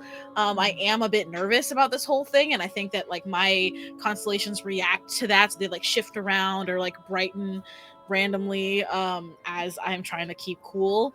But as the event goes on, because like we get a couple hours head start, like okay, so I sit in my tree and I'm like, okay, I'm here, and the hours go by and I just sort of relax a little, like I kind of let my guard down because I feel like I've hidden, and so I'll just wait here until the hunt's over. So you did succeed, but it's a success with a cost, and here's the cost. You are hunted, of course you're hunted, and you're hunted in particular by a member of the Court of Rumors. Now, this fairy, she has pale skin, dark eyes, black hair. She is very physically strong, and she's quite kind of curvy. She's wearing like black leather with various kind of studs across them. And eventually, like exhausted, she, whilst looking for you, basically, without realizing what she's doing, sits down against the tree that you're in and just like gets like a flask and like kind of drinks from it. And she's like hot and sweaty and tired, and she's just like, oh. And you just like have this view like down on this like exhausted, sweaty, beautiful woman who has been trying very hard to catch you but has not found you. What do you do? Do I get the sense that she was specifically looking for me, or? Oh yeah, for sure. Okay. That's a lot. I think that my first instinct is to get a closer look at this lady, so I kind of like am leaning down in the branches and like pushing them aside, trying to see, and then in doing so I make noise that might draw attention. Yeah, okay, so as soon as you make that noise, she kind of looks up, and then she just like gives this like slow grin, and she has this kind of like black lipstick smeared like kind of black eye makeup, and she gets to her feet, turns, like just grabs one branch and pulls her whole body up with like one arm next to you, and stands like in the tree kind of over you, and it's like, oh my god, there you are, little quarry. Wow. Sorry. I don't know what happens once I'm caught, to be honest. She kind of laughs, and like her hair is like a little damp with sweat, like kind of hanging over her forehead. And this close, you can kind of just smell the heat of her and like the taste of kind of leather. And she shakes her head and she's like, honestly, little star, it's whatever we want. That's fair. I am curious as to what made you come after me. If you had a specific reason, or... You were held in the arms of the Lord of Fortune himself. Your very first festival, a bundle of starlight, and I cannot help enjoying corrupting pretty things. Stop. I'm trying to focus, Ella! You can- Okay, but okay, no. Lock in, focus. You said she's from the Court of Rumors? Yeah, she's from the Court of Rumors. What do I know about the Court of Rumors? They're hot. Ooh, that is such a good question. Yeah. I am going Sweaty. to say, so you've got two choices here. You can either defy disaster with wits to see what your like general knowledge of the Court of Rumors is, or if you want to suss her out specifically, you can give me a figure out a person roll. So it's just kind of mechanically whether you're trying to like read her and her motivation specifically, or if you want to know more generally about the court. What do I do for figuring out a person? Like, what kind of role is that? So it is a, I'm pretty sure it's like you use either wits or heart, but let me just check my, quick. Oh no, it is wits. But then you get 2 questions and then they will answer them honestly and give you the exact information. And you can ask, what are your feelings towards X? What do you hope to get from X? How could I get you to X? What do you love most? How would you feel if I X?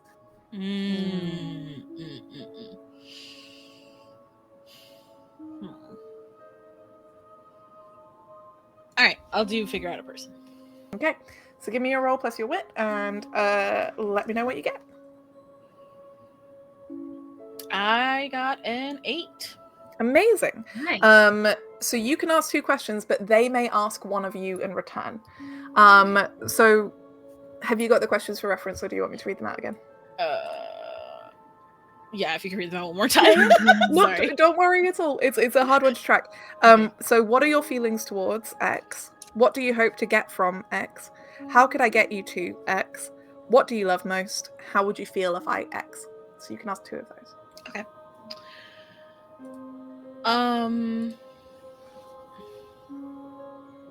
Okay, I guess question 1 is, what are you hoping to gain from this? Like, having hunted me and caught me.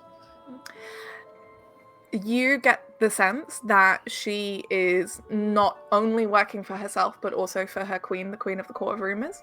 But that, like, this is about 75% personal pleasure. She is genuinely attracted to you, and 25% business of it's also useful to her to get closer to you. Okay.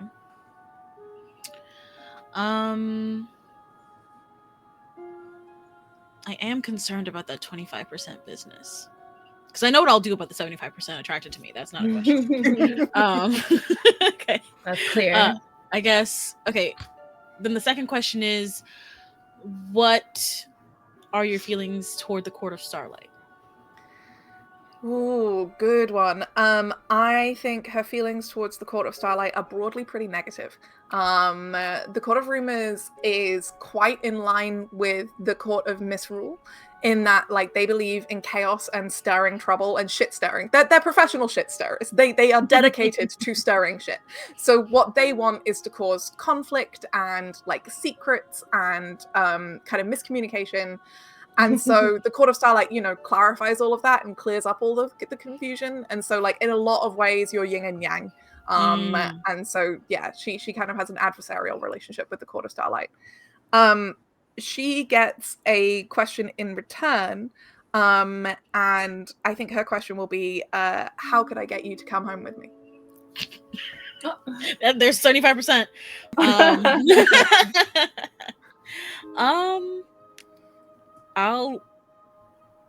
I've been quite bashful this entire time of us speaking, like of us like so close in this tree, like we're not even like very far apart. And finally, after hearing her question, I just look up and go, it wouldn't take much. And out of character, Naomi, if it's okay, I think she's gonna lean forward and kiss you. Is that okay?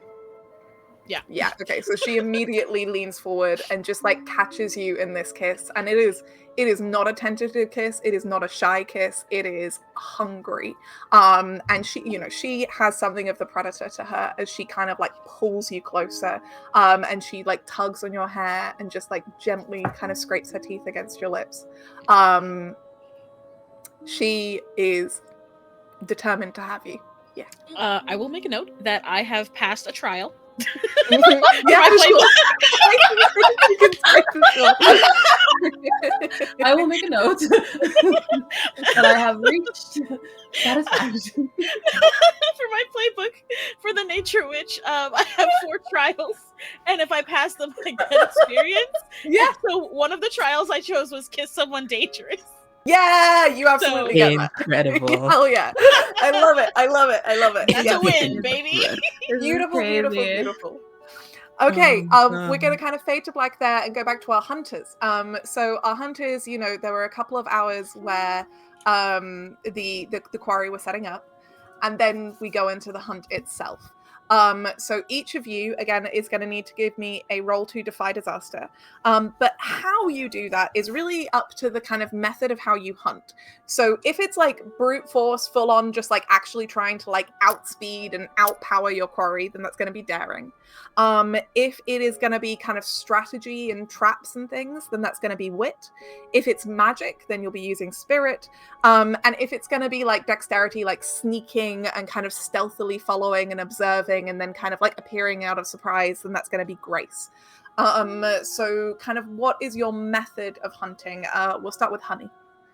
Okay, definitely grace, but I've got Ambika, like she's like really strong and she's in love with me. Yeah. And so I'm smitten with her, and I can use this. I already gave her a string. What do I do with the strings? So you can spend a string to influence someone to do something that you want. You can never force them to do it, but you can find out like how you could influence them to do something you want, and kind of like encourage them to do it. Okay. And then can I get emotional support from us like hooking up from her? Oh yeah, sure. Yeah. Okay. Can I use my move then? Because I have the shiny and new, and we had an intimate moment. So she gives me emotional support, right? Mm-hmm. And so that means she likes me more. Yeah, she's down bad, basically. Okay, yeah. She's down bad. So I'm going to ask her to protect me, and let the hunters put me under their like dome, and so I'm protected by her. Do you know? So I think she'll definitely agree to that. I think also she will suggest to you, and I'm going to say that this is going to affect how much of a bonus you get from this in terms of like how intently she's helping you. She's going to kind of suggest to you that if you find someone and you want to share them and kind of have fun with the three of you, then she will work even harder to help you. The red lady. Okay. Hell yeah. Cool. So you can add a +2 to your roll, whatever it might be, and you're going to be rolling with grace. Next up, Ren, Selena. How does Selena hunt? Selena has been touched twice by this kiss of sunlight situation, and so I think she runs her fingers across both of her cheeks that have been touched, and strands of yellow sunlight begin to intertwine in between her fingers, and she begins to form a bit of a cat's cradle that once she then expands out, spreads over her eyes like a mask, and she is going to follow sunlight towards her quarry. That is incredible. That I love that. That's so original. So I'm going to say that that's going to be either wits or spirit, whichever one you want. Do spirit. Okay, and last but not least, Eunice, how is Annabella hunting? So, here's her plan. So she takes out a little mechanical box and she opens it to see there's like a small doll inside that looks exactly like her, and using her magic, she magnifies the doll to make her become at her own size, and she's a double, and this doll will be acting as her in that hunt, and it will both serve as like a decoy in case there's like a fellow hunter who wants to attack her, or also has like a kind of like distraction for the quarry, and she will let this doll take the stage, and she will go to the shadows. She will put a cape on her, and she will basically hunt in the opposite direction of where her doll is going. She has possibly magical strings going from her hands to her own doll to control her. And I think we'd have a few seconds to see that this doll used to be Annabella's sparring partner. She strained herself on herself basically, and this doll has cracks and parts that are like not well cared for. And there's like a small moment where Annabella sees herself in that doll as like this big instrument of warfare, and she's like, well, time to focus. We don't have time for that. She puts her cape and she lets the doll take her place, and she will hand from the shadows. Giving me the feels. So I'm going to say that with that you can roll with either grace, wit, or spirit, whichever one you want. Oh, I got the choice. Excellent. I think that's going to be grace. Okay, so all of you please give me a And- roll. So it's 2d6, add the relevant stat, and then Yes. tell me what you get. And honey, don't forget that you get a +2 to the total as well from Ambika helping you. I haven't had any roll above average today. that's a 7, and +1, that's an 8. That's Okay, 8 so for me. an 8 for Annabella. What did Selena get? 10. 10. And what did honey get? I think I have 16 Good Nate, lord! what? because I swear I rolled 2 6s, and then I have Mbika, Okay. and then my grace was already at 2. So 12 plus Okay. 2 plus 2, yeah, 16. Jesus Yeah. Yeah. I'm just like, Okay, I'm just cool. really good and really smart and really beautiful. I tried to tell you guys. I'm Yeah, and you know what? just You really were right. I'm not role playing. This is just my life. So I'm gonna say that this happens in a couple of ways. First of all,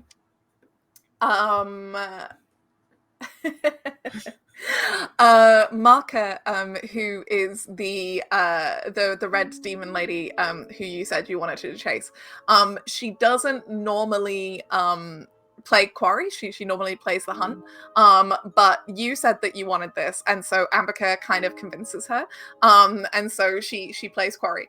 But it also means that because she doesn't normally play quarry, she doesn't set up any of the kind of clever traps and stuff that the rest of the quarry does.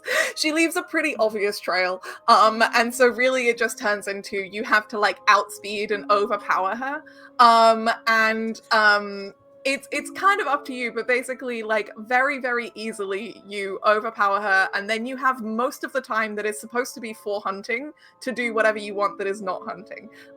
So honey, you tell me how you kind of catch and overpower her. Okay, so she does her whole thing. I'm looking at her and I'm like, I look to Ambika, I'm like, wow, she kind of sucks. She's like, yeah. And I say something really charming and cool. I say like, I was born to be the prey, but today I'm a predator or something. And Ambika's like, okay, cool. And I'm like, she's like, you're lucky you're hot. And I'm like, you know, I hear that a lot. And so I see her, she's like behind a bush, like she's like her half of her body sticking out. She's like 3 times bigger than the bush. And I'm like, gotcha. And so so I say like, we've got like 30 minutes. And she's like, okay, well we could like play a game. And I'm like, sure. So I get my PS5 and I play Infinity Nikki with her, and I show her this is the future, so we're in the new patch where you can play multiplayer, and so I play multiplayer with her and we hold hands and we just walk around in our outfits, and she pulls for me and I get the 5-star outfit in one go. So that's amazing. That's amazing. And I think like what I'm going to establish, because that's so fucking funny, is that yeah, like the Court of Chaos loves the real world and oh yes, it's mortals chaos. Yeah. more than most of the Fae. Like a lot of the Fae, like there are Fae like the Queen of the Court of Dawn. She doesn't really like actually come into like the modern world very much. Like she does occasionally. She dropped a couple albums, but like mostly she doesn't. But like the Court of Misrule, like you guys are in the real world all the time, creating chaos, and so yeah, you've basically got an apartment on Earth, right? Like, and you've Hell got like yeah. everything you want. You've got basically infinite money because you're a fairy, and you can have whatever whenever you want it. And so yeah, you fully just play video games in the woods, which is adorable. Meanwhile, Younes, you got a mixed success. So we have the GM will offer you a hard choice or success with a sacrifice. And I've got an idea for this one. Because you're being hunted, right? So you are hunting, but also being hunted, and you're aware of this because you want to kind of figure out who's hunting you. And you notice that this very, very tall, pale blonde woman is chasing you. She's very like physically strong. She's easily like 6'3", and she's wearing kind of more traditional like knight kind of paladin kind of armor. But she's moving like surprisingly quietly. And as she's chasing you, you eventually like pick up the trail of Samael as well. And you see that Samael has kind of left you little clues, almost like quite playfully, has made like little gears out of sticks and flowers and stuff, and like has just like done these like little patterns of just like specifically for you. But when you kind of get to the point where like you and your double have like flushed out Samael, it's also the moment where this like night woman arrives, and Samael and your double are the only ones that are clear in the clearing, because you said you were kind of hiding and using the double to create an illusion. And as this kind of confrontation happens that you're watching from the shadows, the knight says, my mistress would speak with you. And she's talking to the double of you, to the other Annabella. And Samael's, like, where previously had kind of a playfulness, becomes quite serious. And he snaps his fingers, and now he looks like your double, and your double looks like him. And he says, well, then show me where she is. And he kind of offers himself up to be taken in your stead. So it's up to you whether you decide to give yourself over or not. Interesting.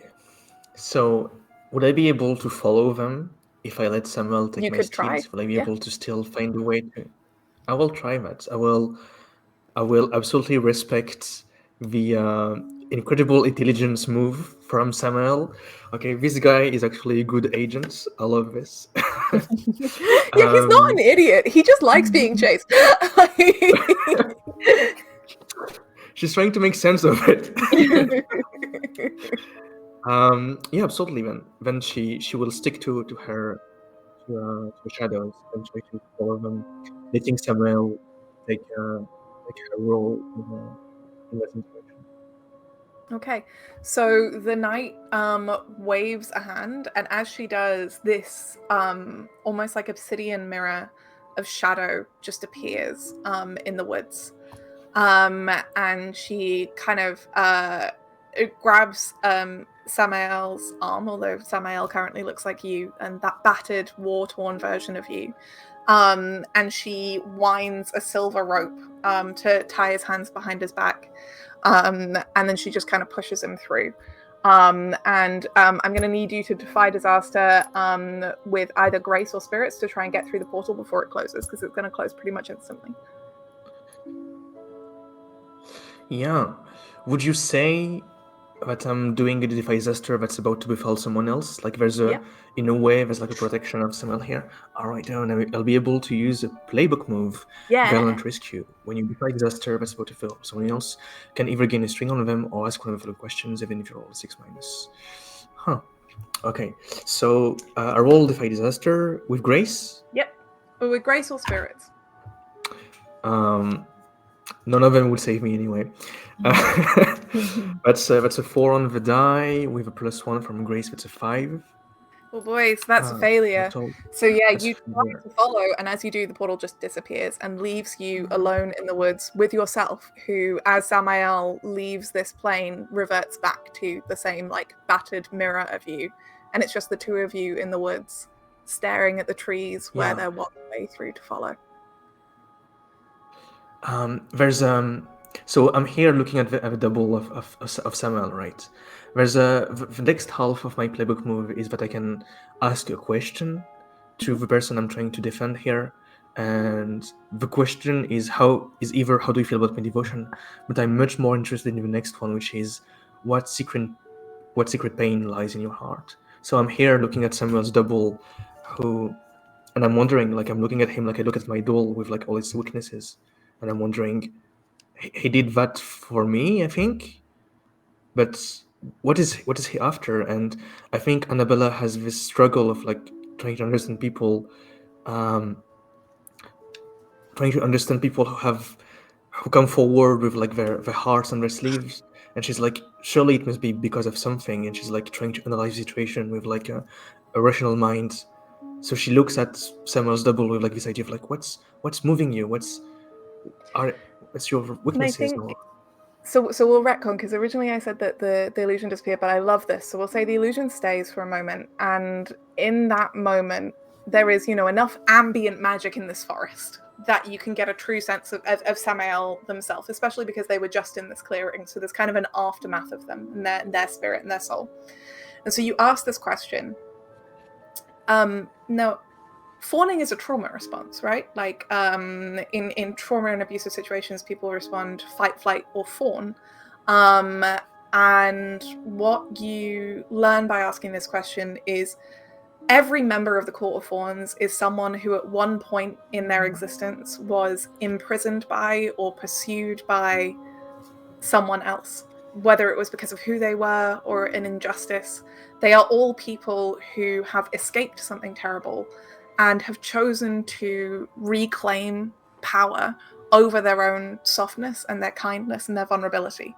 They've chosen not to try and like stamp it out of themselves. They've chosen to own it and feel that it's an important part of who they are. And so Samael is helping you because he sees in you what he sees in everyone he loves, which is someone who is being used and feels like a prisoner.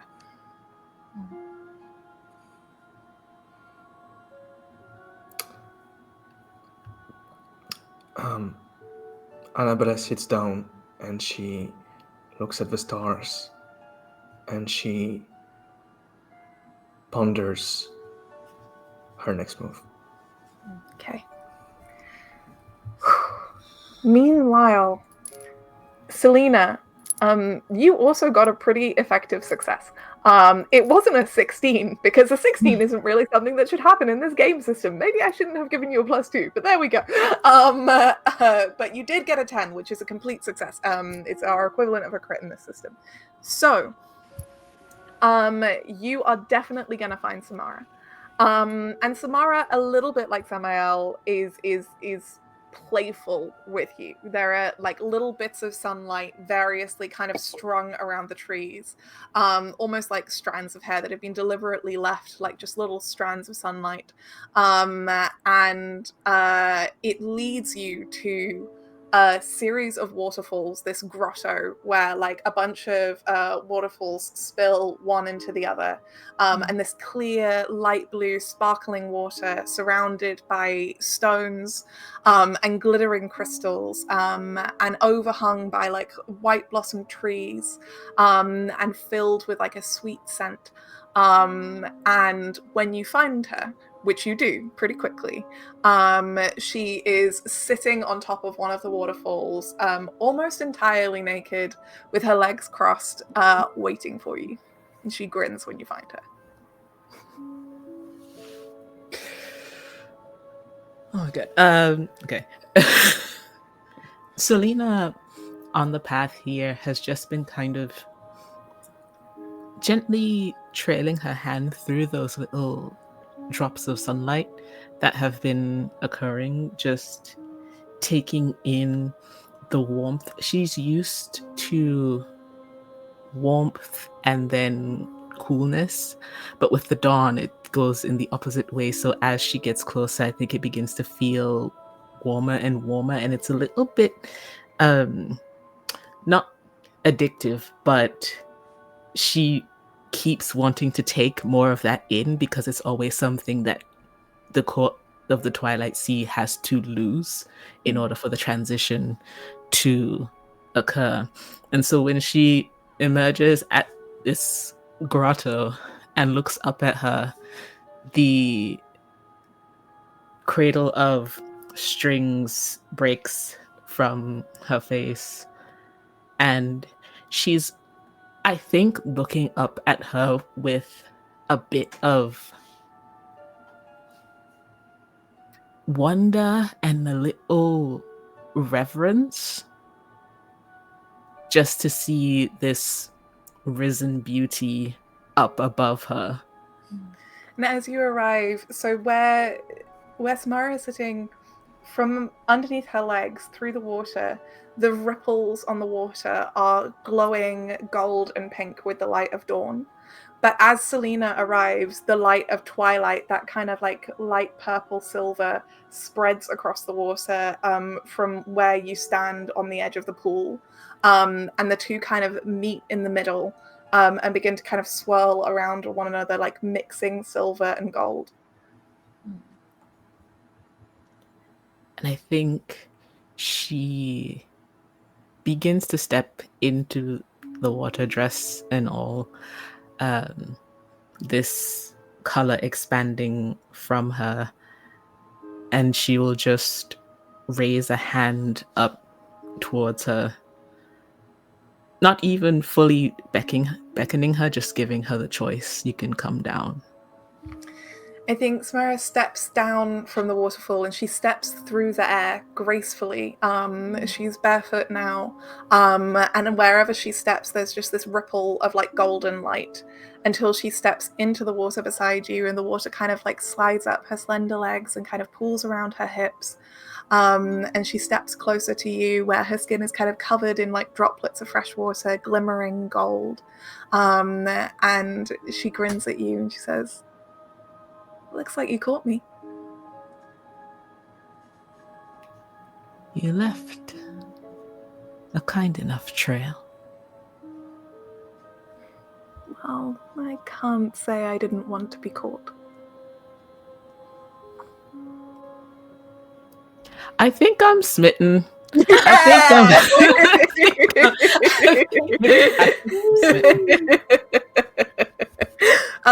Please answer the question in your Truths of Heart and Blade section of your playbook. And if you can't find it, let me know and I can find it for you. I've got it. Love is not my destiny. When you become smitten with someone, say why and give them a string and answer this question. How do our respective stations make it impossible to be together? It is so warm, I think, where she is. It is this, again, embrace of sunlight that she's her court embraces the night. It leaves the sunlight, it turns away and embraces the night. It gives way to possibility. And she's always felt so constrained for someone who rules over this plethora of possibility. And I think for a moment she feels that Samara understands that. She understands that duty that they have to both face. And it is that duty that inevitably will not allow this to be more than it is. And I think in this moment, she reaches up and touches the side of your face, if that's okay. Mm-hmm. Yeah. And you feel like that same kiss of sunlight. And she smiles at you, and she has these like long, pretty eyelashes, and she kind of like blinks and she says, "In the real world, the sun and the moon can never be together because they're drawn across the sky at opposite ends of the world and the universe. But here, for now, maybe we can play." And if it's okay with you, Ren, out of character, I think that she would want to kiss you. Yes, absolutely. So yeah, like in Samara leans in, and as she says, you know, we would want to play, she kisses you, and as she does, the water around you completely mixes gold and silver as the two of you embrace. We'll just make an eclipse for now. Lovely. Okay, we've got some important stuff to tie up. We've got a kidnapped fawn, first of all. But actually, need a there's kiss here. somewhere else I want to go first. Naomi Vesperis, your knight, her name is Falcon.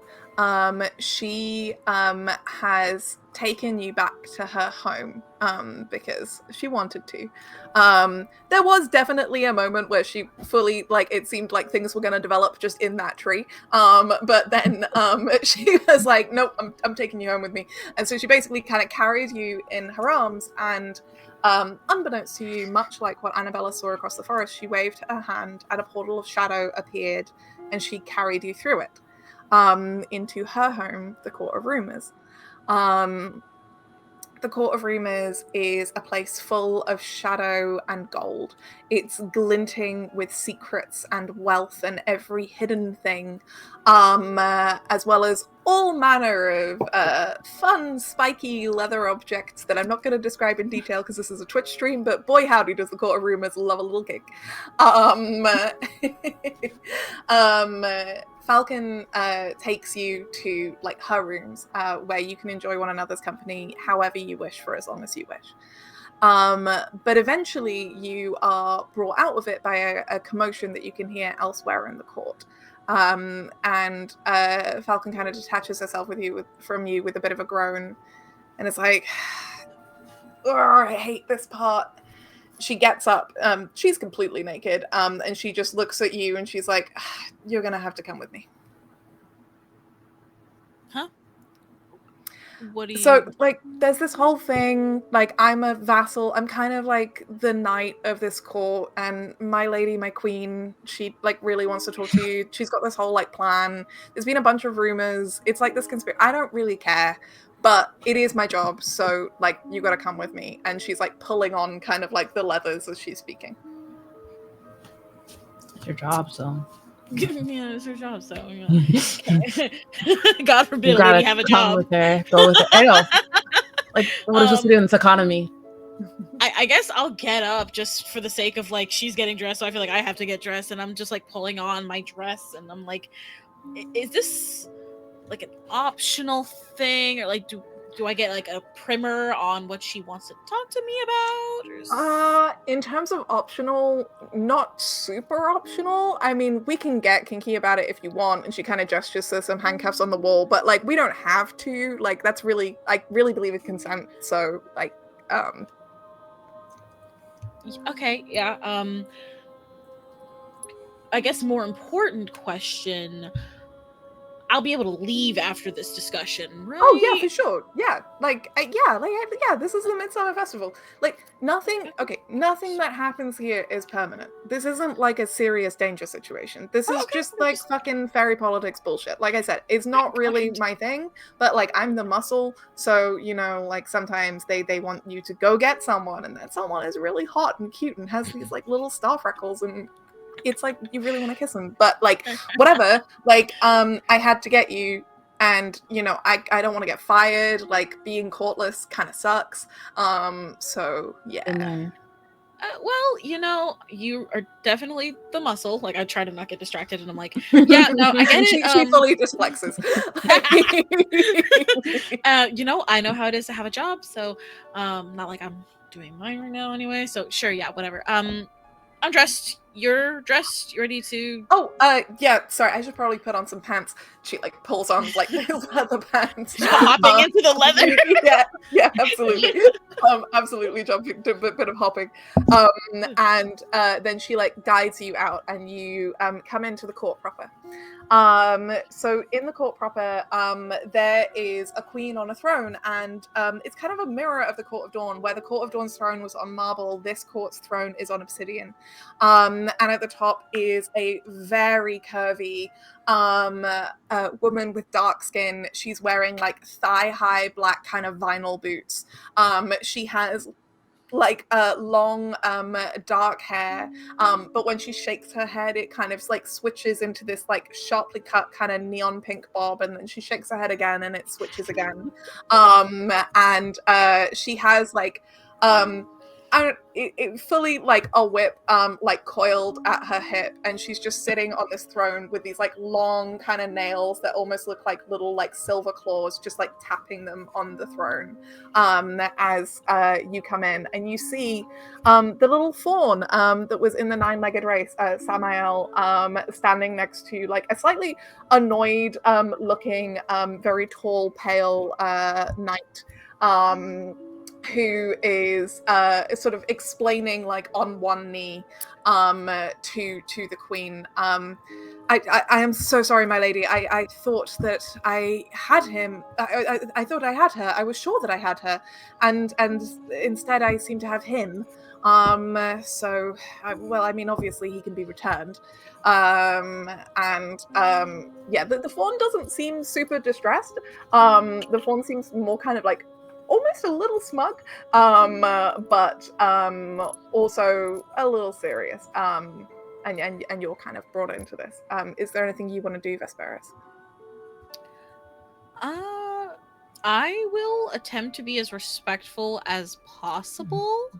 How familiar? I didn't know enough about the court of rumors. I didn't look into that last time. Okay, so I guess I'll just kind of like do a little bow as I'm brought in, but I don't say anything yet because I'm waiting to see like how this plays out or like what they want.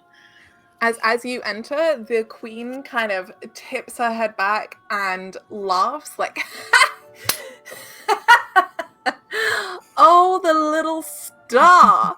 And she gets up on these like stiletto like heels and walks down the steps towards you. You are exactly what I want. Good job, Falcon. And she kind of like gives Falcon this cool look of approval. Now this is what I wanted, and she trails those kind of silver nails over your back as she kind of prowls around you. You are going to do such good things. My lady is. Can I help you? Falcon told me that you wanted to speak with me. Do you know, actually, fun fact, it's not about how you can help me, it's about what I can do for you. Did you know someone is trying to kill you? Okay, that's a little dramatic. Not exactly. Trying to replace you. So there's this whole little conspiracy, and honestly, I had like this big plan where it was gonna be way more interesting, but you know, these two kind of messed that up, and she gestures to the knight and the fawn. But you know the Court of Cogs? I heard a rumor that they want to replace the Court of Starlight. You know, you both do similar kind of things, right? Like machinations of the heavens, planning fate, all that kind of thing.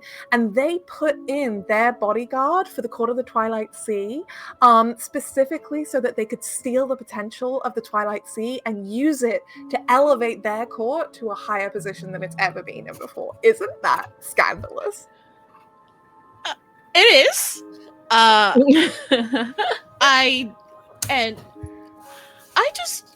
knew there's probably someone more important you could tell this. Yeah, I know, and you're not going to have any judgment on how to contain this really important political information. You're not going to behave sensibly at all.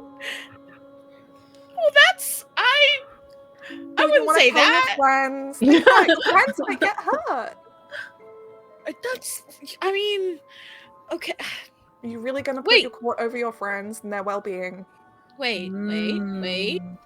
You, that fawn, and I guess he's still there, like just He's chilling. Was with Annabella last I saw. Is that who you were trying to? Oh yeah. Annabella's the traitor. She's fully like a double agent. she's gonna betray Selena so that she can steal the potential. Yeah. So I really wanted Annabella to be here because, like, honestly, I just want to see if I can crack that, like, tough exterior, you know, all the, like, Judy, job, and I kind of wanted to see if we could get, like, a little emotion in there, but, like, sadly, this puppy appeared instead. And the fawn, like, Samael looks at you, Vesperis, and is like, "Hi." Okay. Thank you for this information. You are so welcome. Okay. If you don't mind, I think I will take that as my cue to head back to the festival. I guess I'll take him with me since you don't want him here? Question mark. Oh yeah, sure. You can. Whatever. I don't really care about what happens to him. But also, hey, Vesperis. And she leans in real close, and as she does, like, she is a very curvy lady, like, and her body is like pressing up against you, like this warmth, as she steps in close. But she just kind of like trails one of her like sharp nails around the corner of her neck, and she says, "You have to do me a favor and tell Honey, yeah? Tell Honey? Tell Honey everything." I mean, having to do a favor doesn't really make it a favor. You're right. You are currently under my control. And as she pulls that nail away, there's just this wisp of black smoke, and you feel like that secret, that command kind of come inside you, like you have to do this. She's put a spell on you to make you do this. Do one. Okay. I mean, that's pretty convenient because I was gonna spy on you. I was like, I want to. How are you gonna do that? You're busy with your I was waiting PS5 moment. That only takes like 15 minutes to do your dailies, and then you have 15 minutes to spy. Okay, so then question. In terms of like how this plays out. So I am now obligated to tell Honey this secret. Are we playing it as in I know I've been spelled and can attempt to avoid Honey, to avoid doing that? Or is I've forgotten that she's done this and like it'll just happen? No, you definitely know, and you can try to resist it. Apart from anything else, because in terms of player agency, I don't want to like fully override you, Naomi. So like it is something that like you, Vesperis, can try to resist. You do know that you've been instructed to do it. You know that the Court of Rumors really wants you to tell the Court of Misrule about this because they love stirring shit. Yeah, you can try to avoid it, or you can try to tell someone else before you tell her, or whatever. You can, you know, it's fairy contracts. It's all about trying to figure out your way around the thing. Yeah. Okay. All right. So then, yeah. I'm not a fan of that having happened, but I am just going to take this out while I have it, and so I will grab Samael's collar and be like, "Okay, we're gonna go." Oh, whoa. Okay, sure. And as you say that, like the queen with this beautiful silver crown clicks her fingers and a portal appears, and you're able to walk back through into the forest itself, and you appear in the forest right in front of two Annabellas, one of which is heavily damaged and cracked and clearly worse for wear, and the other, I don't know, what does Annabella look like in this moment, Eunice? I think she looks crestfallen. I think she's been like looking at her mirror, pondering her place in that world, and just seeing this kind of like I'm a toy, and I used to be okay with this, and now I'm not anymore. And she's wondering why she's kind of like trying to resist her own internal impulses, which would be to just like push away these thoughts and focus on the experiment, but it has become impossible. And all she can do is remember the face of Sama going to the portal and like, I can do this for you too, right? Like Samuel was someone who she would see as someone who's basically, yeah, someone who is a hunter, not a hunter, and still that person took her steed for seemingly no reason except kindness, and that kindness is very new for that very cold heart of her, and she's going for like a huge internal change, and as she's pondering what she's going to do, she sees Vesperus coming back with her, saying, Incredible. Also, Eunice, please speak loudly for us because your Yeah. microphone is still trying to eat your words. "Oh crap! Okay, The tech gremlins really are fighting the fairies, but it's okay because we're gonna win. With the power of magic and gay love. Yeah, you have this moment, and Samael, like as they're tugged through the portal by Vesperus, they kind of stumble. And actually, like, I'm gonna say in a mirror of what happened before, they're gonna stumble and fall. Eunice, could Annabella please make me a grace roll, defy disaster, to try and stop them from falling on the ground? yes, absolutely." Oh no. That's again a very low roll. What's happening Aw. today? That's a 4. I think she falls with him. Yeah, I think so Aw. They too. just fall I together. think he stumbles, he falls into you, but you're not expecting it this time, and you kind of fall in this puddle. And as you do, he kind of like it gets up, and he's sitting over you, and like just like wide brown eyes, really concerned. And he's like, "Hey, sorry, are you okay?" Yeah, yes, but you. What did they do to you? Oh no, nothing. My court is so good at getting captured and hunted. That was like 5-star accommodation, honestly. I think I maybe got the hunter in trouble. But like, I mean, Well, well done. you I'm seemed real worried proud about of me you. for a second. Yeah. This was dangerous, you know that? And you did that willingly. I don't know.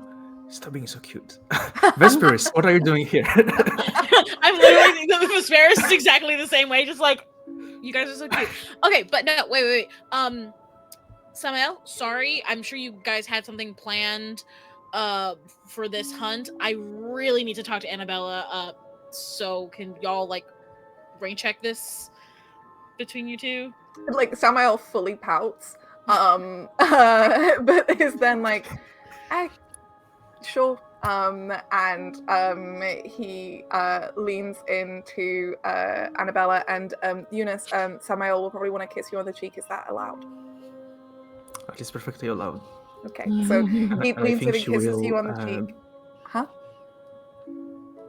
Oh, I was saying, I think she will grab their hand and grasp them softly, and then letting them go to where they need. I'll find you later. Thank you so much. And they kind of smile and they blush a little bit. And their like little tail just like wiggles. And then they like leave and just like disappear into the woods. Okay, that's Bareth. Okay, so after Samael leaves, I take extra precaution to like make sure no one else is around. Obviously the hunt is still going on. I might use my thing again to ask the animals to like be on lookout. Oh yeah, for sure. And they will be. Like there's you've fully got like a small army of like squirrels and chipmunks and birds which are gonna like go nuts if anything comes close. Okay. So once I feel secure in speaking, I go to Annabella's side and I try to put my thoughts together. Annabella, yes? Yeah. I assume you know that you were the one meant to be taken instead of Samad. Yes. I was also taken. I'm not gonna get into how. Just Falcon in the background, like you sure were. You've been trapped too. All right. We were taken to the Court of Rumors. It was the Queen, right? Yeah. The Queen of Rumors was hoping to arrange for both of us to hear a rumor that the Court of Cogs has placed you in a position to try and use Selena to overthrow the Court of Starlight. Mm-hmm. Now, I'm not usually one to believe in rumors. However, the Queen went through a lot of effort to attempt to make this happen, and she has spelled me to tell Honey the second I see her. And we know how that will go. So I wanted to talk to you first. I haven't talked to Selena, I haven't talked to anybody else. So the only people who know about this are the Court of Rumors, you, me, and Samael, who happened to be there because he took your place. Oh no. Yeah, so he knows. Do with that what you will. I am not an ancient member of the Court of Starlight. I am new, and I do not necessarily hold the strict ideals that are entrenched in my court. However, I am not a fan of people being used in machinations like this. So if you will not tell Selena for whatever reason, I do have cause for concern about that. And I want to give you this opportunity to do it yourself before Honey somehow finds me and I'm obliged to tell her because of the spell that is currently on me. You're under a spell from the Lady of Rumors. Yes. Right. I will have to tell Honey as soon as I see her.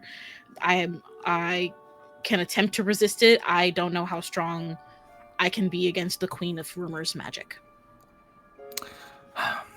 See, the issue is that if you're under the spell, I can convince you, and even if I were to find a way to remove you, the Queen of Rumors still knows about this. So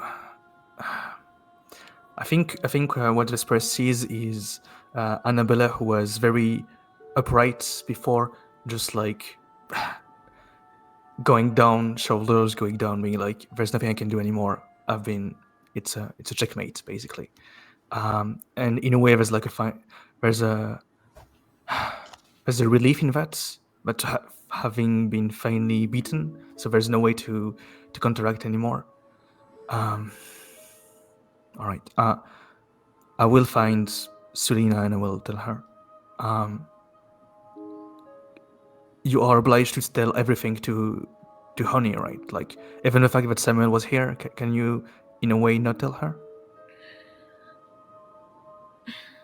The thing is that ultimately this is a rumor.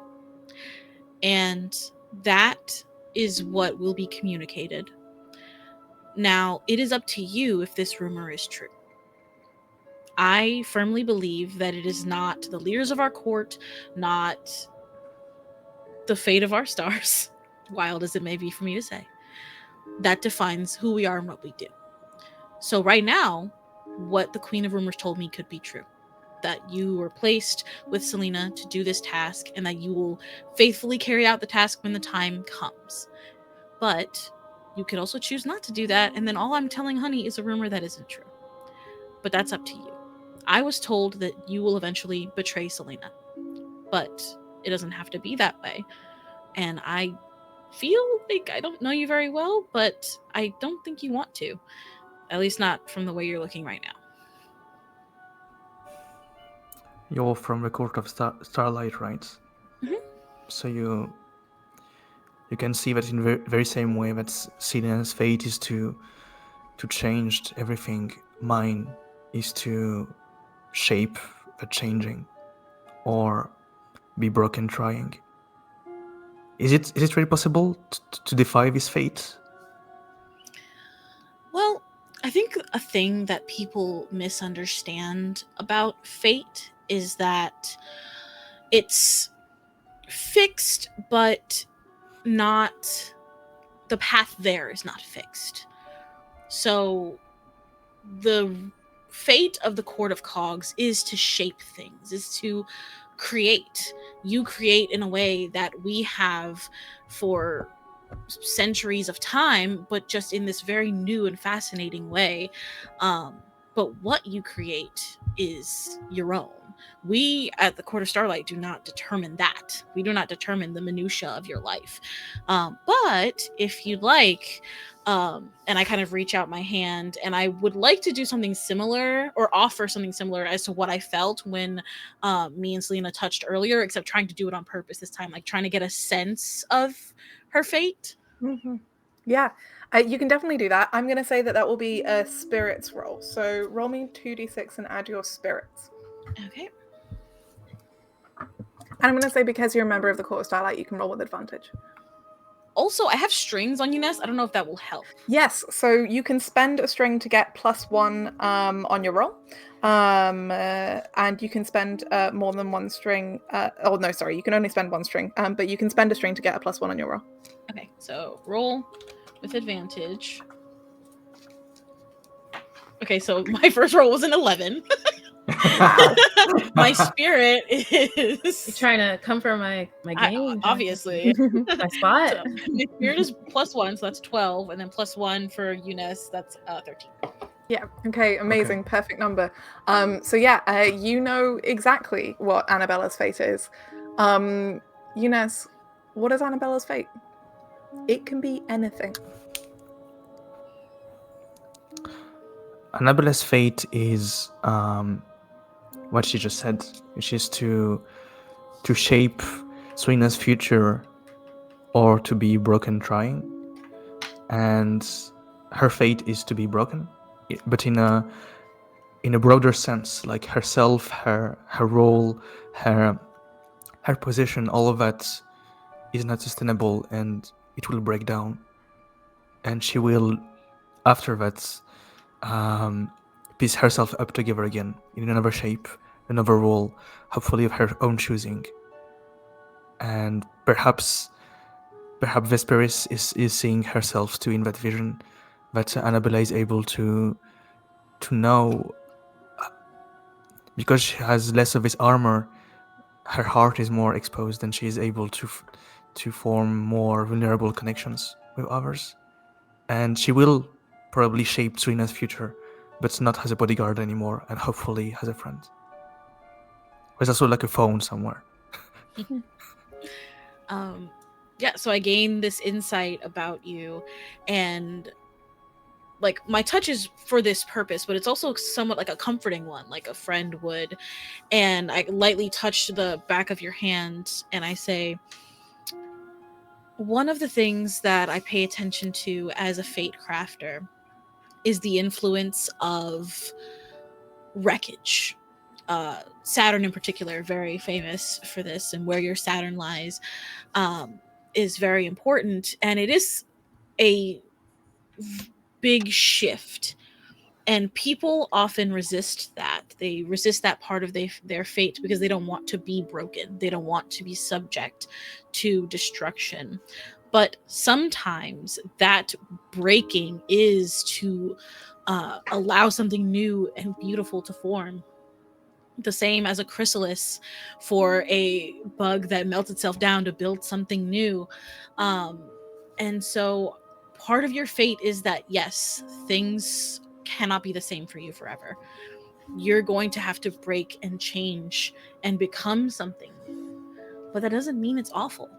It might feel awful. Having to tell the truth about this is probably going to feel awful, but it allows you to be something different, and that is your fate. And I can't tell you what that something different will be. That is something that you draw for yourself. Like I said, we don't deal in those details and in that level of micromanaging, frankly. So I hope that helps. Out of character, if that's okay, can Annabella hug Vesperis? Yeah. Mm. She goes in for the first hug of her life, I think. Stop! So it's messy. She's like, where do I put my arms? I don't know. Oh my god, that's so sweet. Well, where do you put the other two? That's what I've been trying to figure out.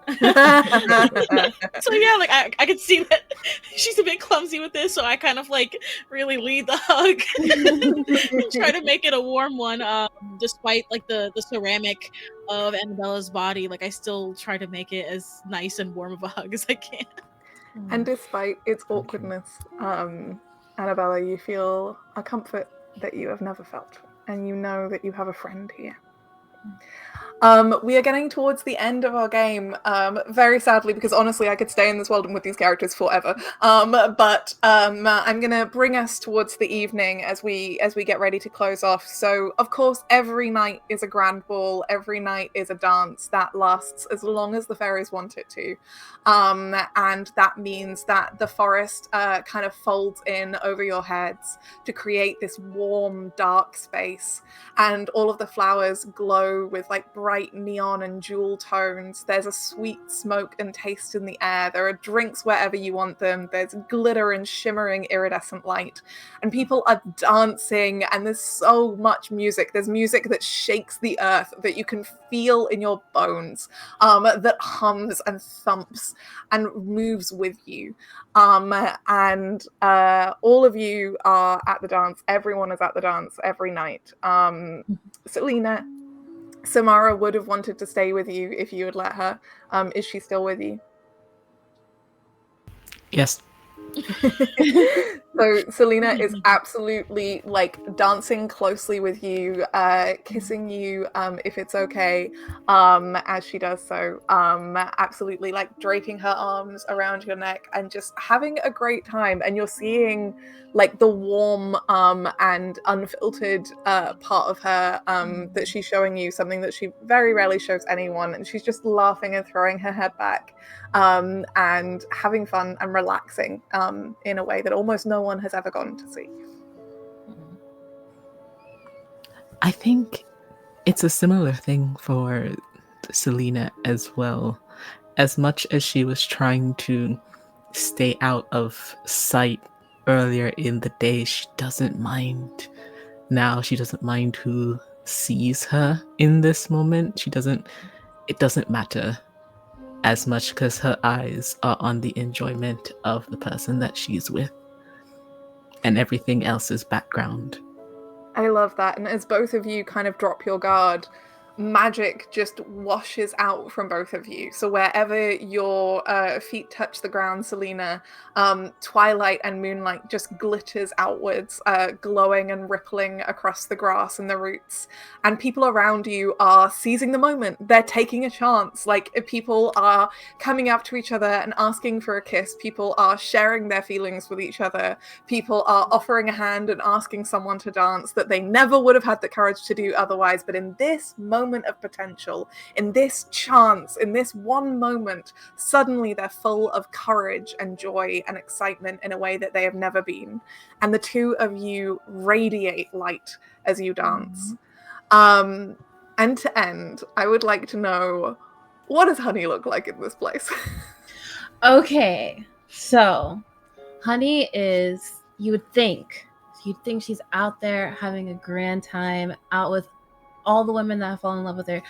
But you guys are underestimating Honey.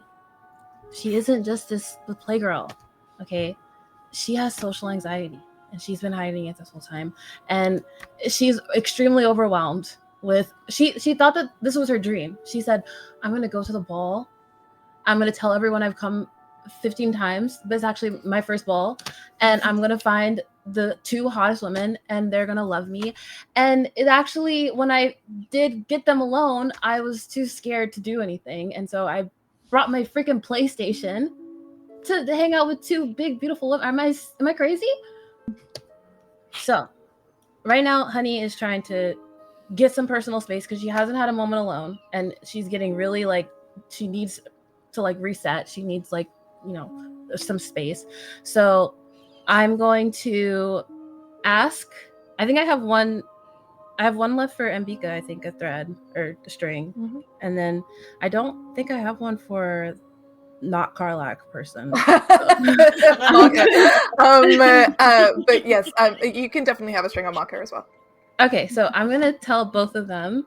I'm gonna say, Ambika, I really need you to do something for me. I know this is our last night, and I know that you've just been dreaming of spending this whole night with me, and I know that that's all you're thinking about, and I totally get that. Like, I totally understand that. If I was you, I would think the same thing.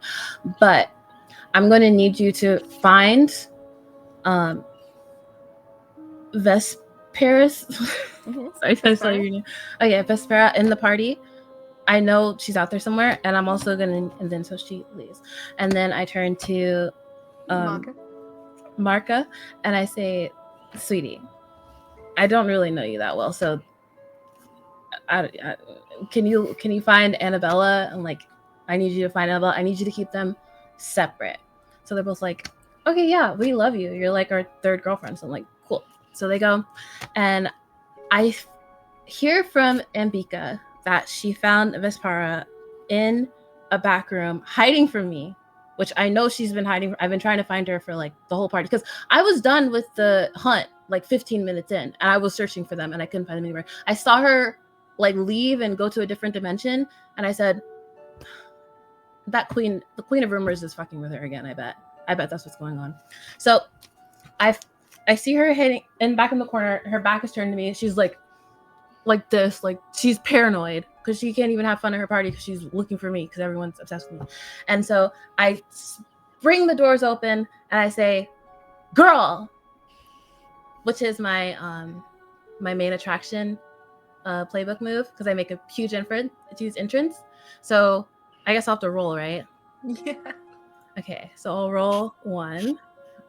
Girl, do I need to refresh my page because I just rolled a 6? Is this broken? This is like my third 6. Should I refresh my page? Is it broken? No, I think that's okay. Well, you rolled a 6. Roll again, like, or is that a take it? Okay, I'm keeping my 6. I guess this game isn't even hard for me. So that's how life is for Honey. Nothing's hard ever. And then I have a 2 grace base stat, so that's 8. Mm-hmm. Okay, so I can just do 1. So I'm going to hold the attention of one person for as long as I can to deliver a dramatic speech, which is obviously you. So you can't run away. So I look her in the eye and I say, I know that you talked to the Queen of Rumors, and I know that she told you to tell me your secret. And I say, how long have you been on this earth? If someone tells you automatically to tell you something, what's the first thing? As someone you don't know and you don't trust, what's the first thing you're gonna do? You're gonna run from me. If you had came and talked to me for 2 seconds, which you have not since you're the first person I talked to. You're the only person here I truly know. If you would have actually like gotten some time to get to know me and actually see how I know I'm really strong, I'm really smart, I'm really fast, and I know that's really intimidating for a lot of people, okay? But I'm a human too, okay? I'm not just perfect and beautiful and intelligent and everything. I have feelings, okay? And I have anxieties, and I get nervous when there's too big, beautiful. Okay, sorry, I'm getting distracted. Okay, focus. So if someone tells you not to tell me something, the first thing you should do is tell me. Everyone thinks that the House of Misrule, the House of Chaos, means that we're bad. Chaos is neutral. I'm just gonna go with whatever I feel like at the moment, and I'm really bored of having lots of consensual sex with beautiful butch lesbians. Sometimes it's overwhelming. And right now, I'm gonna get the queen back for what she did to me, for making me so beautiful and so irresistible. I keep rolling 6s. I don't even have like a challenge. I came to this game to like look, okay. I told you I have a PS5. I've been playing Baldur's Gate 3 on easy mode for like I got like 200 hours. And I have so many stats in my charisma. Okay. I think like while Honey like anxiously ramble, Vespera, the spell, the longer you are in Honey's presence, the stronger the spell is. And she talked for so long that you like easily cross the line where you could have resisted the spell because it's just like it's so long. And so you just end up like just I mean, like, Naomi, if it's okay with you, but I think probably it is going to be Vesperis just has to tell Honey because Honey just, like, keeps her in her presence for so long. Yeah, literally, the second she stops talking, immediately it spills out of Vesperis' mouth. The Court of Rivers told me that the Court of Cogs and the Court of Starlight, and they planted the bodyguard with Selena, and they didn't tell me not to tell. They told me to tell you. They wanted me to tell you on purpose. That's why I was hiding in here. I wasn't trying to avoid you. I promise. Or like I was, but it was like just all Okay. Can you say that I totally zoned? I was not listening to any of that. Can you say that again? I'm This is kidding. the I'm best- kidding. I'm kidding. I was like, this is the best possible scenario. Her No, not no, paying attention I to was. what I said. I actually was taking notes. So I called. You were taking. Yeah. Okay. So- anyways, The Queen of Rumors told you that Annabella is Uh-huh. supposed to fulfill her destiny by killing somebody. no, God, no. It's just a rumor that the Court of Cogs is trying to like do what we do at the Court of Starlight, and that they put Annabella to be bodyguards with Selena to like betray her to like get to us. But it's just a rumor. And you guys don't have free will. That's what I'm saying. We do have free. You just have to do whatever the Queen of Rumors says. Oh no, she did a spell on me, so I had to tell you. That was against Yeah, my but free what does that have to do with taking over other people's? That's Just free do will. whatever you want. I know, that's what I'm saying, and that's what I told Annabella. I was So like, then you why don't have were to do you all this. afraid to tell me? Because I was worried that you might tell other people before Annabella had a chance to tell Selena about all this stuff. So don't tell anybody. I probably would have done that. Don't tell anybody. Just let Annabella handle it, and like it's fine. Yeah. Well, let me help. I have a lot of money, That is helpful. but I'm gonna need something from you. From me? Yeah. What do you want from me? Your undying devotion and you on my side next time we vote for the Queen of the Universe vote. Okay, that's not a real thing, but if there was one, you'd have to vote for me. I can give you that. Undying devotion. No, I don't know about that. What I actually want is I want the Cogs machinery. I want their power. I want to be included. Not all of it. I just want like a percentage. I want to be included. I want to be a shareholder. A shareholder in the Court of Cogs? Yeah, because I think they're the next big thing. As these negotiations go on, we fade out.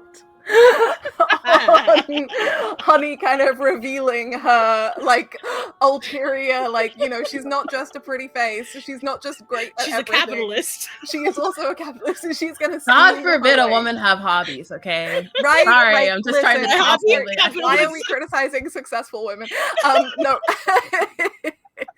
As this happens, we devolve into the classic fairy chaos that defines this midsummer festival of political machinations and surprises and twists and lies and secrets and truths.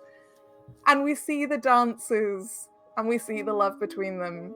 And eventually we see a glimpse of Annabella and Samael finding each other, although we don't see what happens next. We see the flowers, we see the stars, and eventually dawn comes, and a day stretches on, and then the sun sets, and as it sets, it scatters silver over the sea.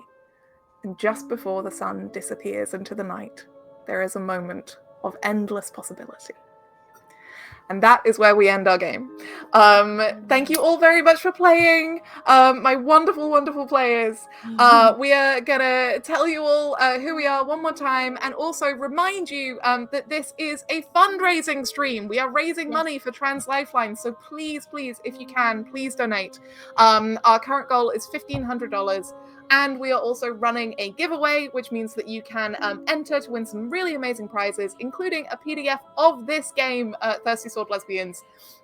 Thirsty Sword Lesbians is written by April Kit Walsh, published by Evil Hat Productions. It's a wonderful game. I really recommend it. I have been Ella Watts. My pronouns are she, her. I was GMing this game. You can find me on the internet at GEJWatts. Players, please tell us your real name and pronouns and where we can find you. Starting with Ren.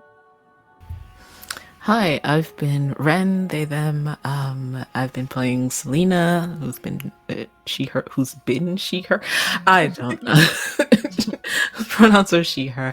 You can find me at MaskRen on the internet. Yeah, I cosplay sometimes, and I do this. It's a great time. Yeah. Okay. Next up, Naomi. Yeah, I'm Naomi, she, her. I go by Bardic Pro everywhere else on the internet, on Blue Sky and Twitch. I do stream video games usually on Twitch, but I've been dabbling back in TTRPGs as of late. And yeah, it's been a super fun time. Thanks for having me. Yay! Eunice. Yeah, I was Eunice, they, them. I had the pleasure of playing Annabella Lovelace among these beautiful people. You can find me on Blue Sky at Pyrofox. That's spelled Pyroufous. I chose this username when I was a teenager. I'm sorry. And yeah, my first time streaming, and hopefully not the last time. Thank you very much. Hope you had a great time. And last but not least, Honey. Hi, I'm Honey, she, her, and I'm also playing Honey, a completely separate person. I'm not this obnoxious, and I do ramble that much in life. So, I'm an illustrator, and this is my first time being on stream and my first time playing D&D. I think next time I want to be a little more eloquent with my words like you guys are. So that'll be my goal if we do this again, which I really want to do again. You can find my art on Twitter, Blue Sky, Instagram, everywhere. Honey Toast Draws. It's just Honey Toast on Blue Sky because I got in really early. Hell yeah. Okay, the next game that's going to be coming up later today is going to be from 6 p.m. till 9 p.m. BST. That's midday to 3 p.m. CDT.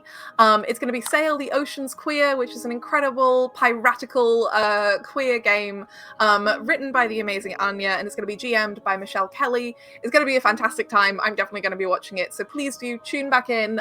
Keep spreading the word about the fundraising Streamathon. It's going to keep going until the 28th. At 5 p.m. BST or 11 a.m. CDT. So, you know, we're not at the end yet. Please stick around. Keep spreading the word. Keep donating. But for now, thank you very much for watching. We hope you had as much fun as we did. Thank you. Thank you.